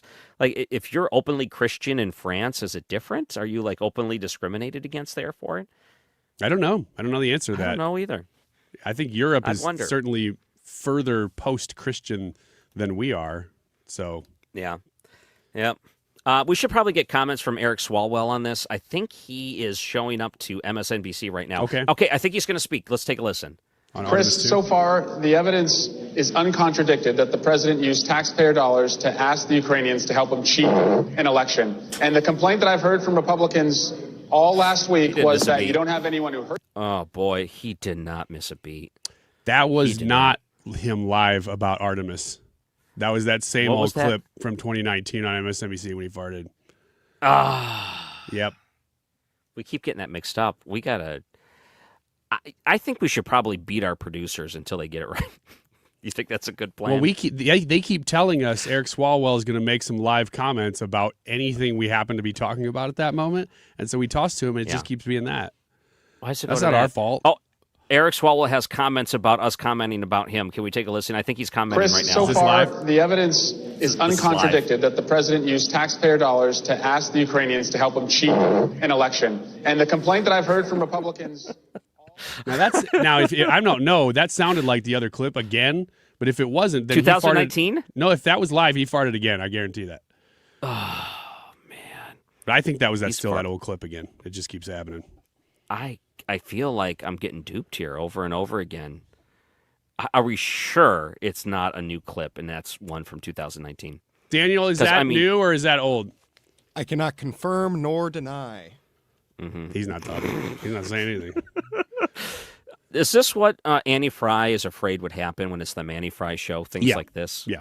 She pretty much says, I can't trust you guys more than a couple of days together. Yeah, which probably means you should said do it more. Over the weekend, Jimmy Fallon, you went to that show. How was it? Okay, the show was awesome, and it was packed, which is great, and also very comfortable. Usually when you say packed, that means, you sit there kind of like squeezing your shoulders in and you try to enjoy. But I've never been to the factory, and the seats were really enjoyable, even though it was very crowded. And Jimmy Fallon was on, I'm not sure that dude's ever off. He was right on it. And I will say this, we got to hang out with him backstage after the show, which I don't really know if that's common for comedians. I don't really go see, especially a lot of big comedians, because Seth Meyers was just there the night before. I don't know what he's like in person. But I know Jimmy Fallon was about as normal of a guy as they come. I mean, he was just very cool. My mom came with us, Mark Cox, Trisha, Brad. We're all back there and just chilling, like for probably a half an hour after the show, just talking about stuff. That's awesome. Yeah. And good crowd? Because this was a makeup crowd, right? Yeah, the show was originally supposed to be in January, and so this was a makeup show because it got snowed out. And yeah, it was great. I mean, it was really full. Again, that's the first time I'd ever been in the factory. I didn't realize how big it was in there. You meet a lot of fans there? Yeah, we had, as usual, whenever we go to an event, we like to meet listeners, and so got to meet a lot of people. And I should say, now one listener did come up to me and say, I really like when you do, and I thought they were going to say either, something on Annie's show like Wiggins America or make fun of Ethan. Yeah, something. And I really like when you and Ryan Recker fill in. Aww. And I said, are you kidding me? And she said, no. She said, I really like you guys, and I like that you guys do the fill-ins. That's really nice that the person would say that. Aw, warms my little heart. Well, I'm so glad that you had a great event. You got to hang out, take pictures. Did you take your mom backstage? Yeah, she had a blast. My mom, I mean, really, that was one of the funnest things that we've done, me and her, for a very long time. So that was cool. Awesome night. So happy to hear that. All right, we have the YouTube poll that is up, and I have a feeling which way this is going when it comes to politicians that are corrupt. We'll get the results coming up. Not too late to go vote on the YouTube channel. Go do that. You're listening to the Andy Fry Show, 97.1 FM Talk. Didn't know I was lost. So wake me up when you... I'm Kim Commando, inviting you to listen to my show. Come be a part of the show. Every weekend, I take your calls as we talk about smartphones, artificial intelligence, security, and trends that change every single day. It's the Kim Commando Show, every Sunday from 3 to 4. I'm Ultima Morgan of Morgan & Morgan. Every time one of my children started driving, it was terrifying. Thousands of accidents happen across the country. We see it every day. If you've been injured in a car accident, call us. Dial pound law or visit forthepeople.com for an office near you. Wait, everything on this IHOP value menu is just $6? I told you it was amazing. A huge plate of pancakes, bacon, and eggs is just $6. Wow. There's also French toast, a ham and cheese omelet, and oh, they got a BLT and fries now. Okay, we're coming here every day. You don't have to tell me twice. Feast for just $6 with the IHOP value menu. $7 in some locations, available every day for a limited time at participating restaurants in the U.S. Hours may vary. No substitutions. Not valid with other discounts or promotions. Prices may vary. Hey, it's Mark Reardon. If you're nearing retirement or already retired, call my friends Thomas Helbig and Bob Kershaw with the Retirement Advisory Group. They'll show you how linking to the market is much safer than owning the market for your retirement savings. They're the official financial advisors of my show. Go to retirementkey.com. Imagine this, a summer evening, relaxing under a beautiful porch overhang, hosting your friends on a composite deck, or enjoying a bug-free breeze in a screened room. That sounds dreamy, right? Hi, it's Kim, and that dream can be your reality with Lakeside Renovation and Design because they specialize in creating outdoor spaces that make your backyard the go-to spot for family and friends. And with their attention to detail and the high-quality materials they use, you'll have a space that lasts for years. Visit lakesideRD.com today to get started on your outdoor oasis. Hey guys, Glover here with my very, very good friend, Dr. Kathy Maupin at BioBalanceHealth.com. If you have reached that certain age and you're just not feeling very well and nothing's working the way it used to work, go see Dr. Kathy. She is not only a medical doctor, she is a patient of this bioidentical hormone replacement therapy. It absolutely works. It's a long-term solution. She is an artist when it comes to helping you with your hormones. BioBalanceHealth.com for Dr. Kathy Maupin. We've been here 30 years. 30 Christmases in this house, and we have the traditions that most families have. That's Terry talking about her experience with Rhino Shield ceramic coating. We did Rhino Shield 14 years ago, and the house still looks the same as the first day. Rhino Shield really worked with me to help me get just the right nice soft yellow, and it's 14 years later, and it's the same color. The main reason Terry called Rhino Shield is because it's backed by its 25-year transferable warranty. It just sounded wonderful that we could have the house coated with Rhino Shield and not have to worry about it again for 25 years. Take it from Terry. Give Rhino Shield a call now for a free evaluation. 877-25-RHINO. 877-25-RHINO. Or visit 877-25rhino.com. There have been neighbors that have come by and said, "Did you just have your house painted?" Because they wanted to know who the contractor was. And I said, "No, it's actually Rhino Shield." 877-25rhino.com. Annie Fry is St. Louis conservative.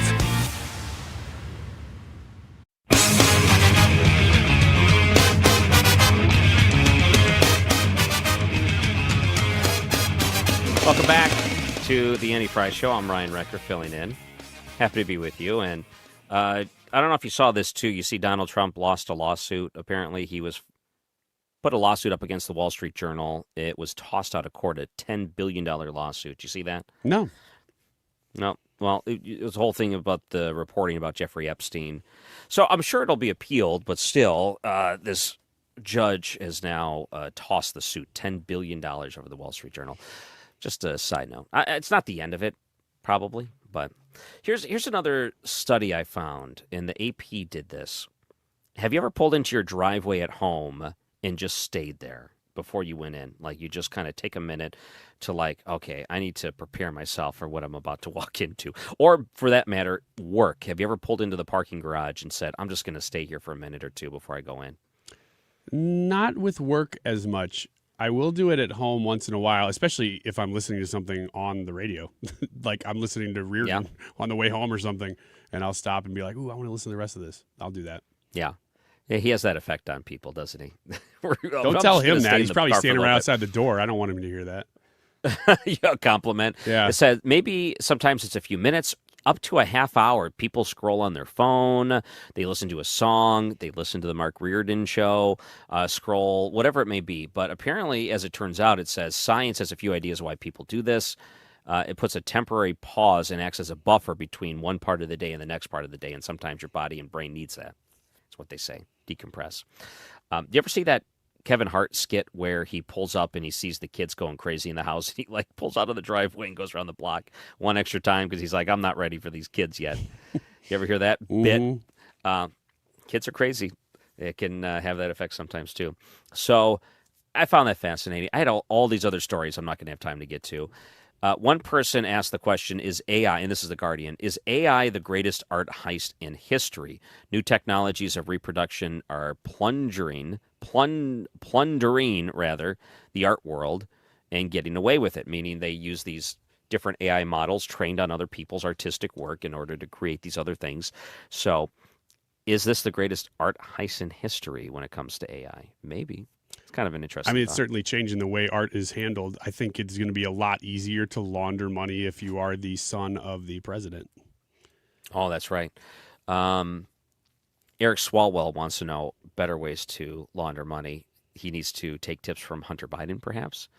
It's probably a good idea. How about we read the poll results? Because I'm curious about this, because I have a feeling which way this is going to go, but I don't know for sure.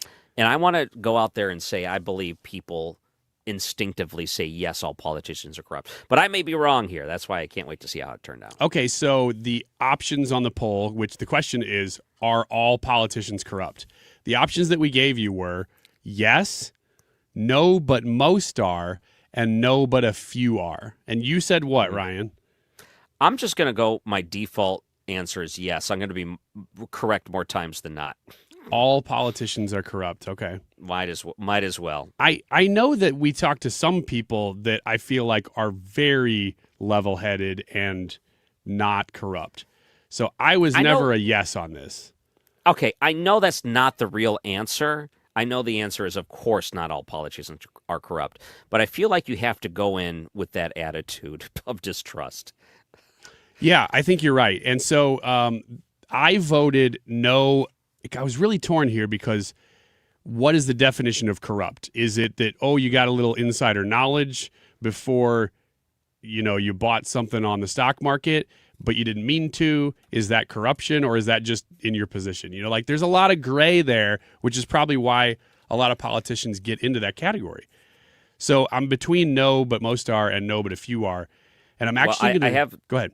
The litmus test. If you received a donation from Act Blue, that's it. I think that tells. Well, that's right half there. the party right there, half the country. So I'm going to say no, but a few are. Simply because I want to believe that a lot of people are there and are not trying, who do have the right motives. They might have different motives than I do, even if they're Democrats. Yeah. But so what's I'm the going to say breakdown? no. So the answer is no, but most are. 74% said no, but most are. And then 16% yes, 10% no, but a few are. Wow, that was the lowest one. All right. Yeah. Andy Fry Show here. I'm Ryan Recker filling in. Had fun with you, boys. We'll see you later. Time now for today's Spotlight on Money, sponsored by Ethos. When you serve as someone's mentor, you are making an investment with a limitless return. I cannot think of any one particular thing that costs nothing for a business and pays off so well as a mentor-mentee relationship. Rick Cobb of the workplace consulting firm To Discern says corporate mentorship programs make good business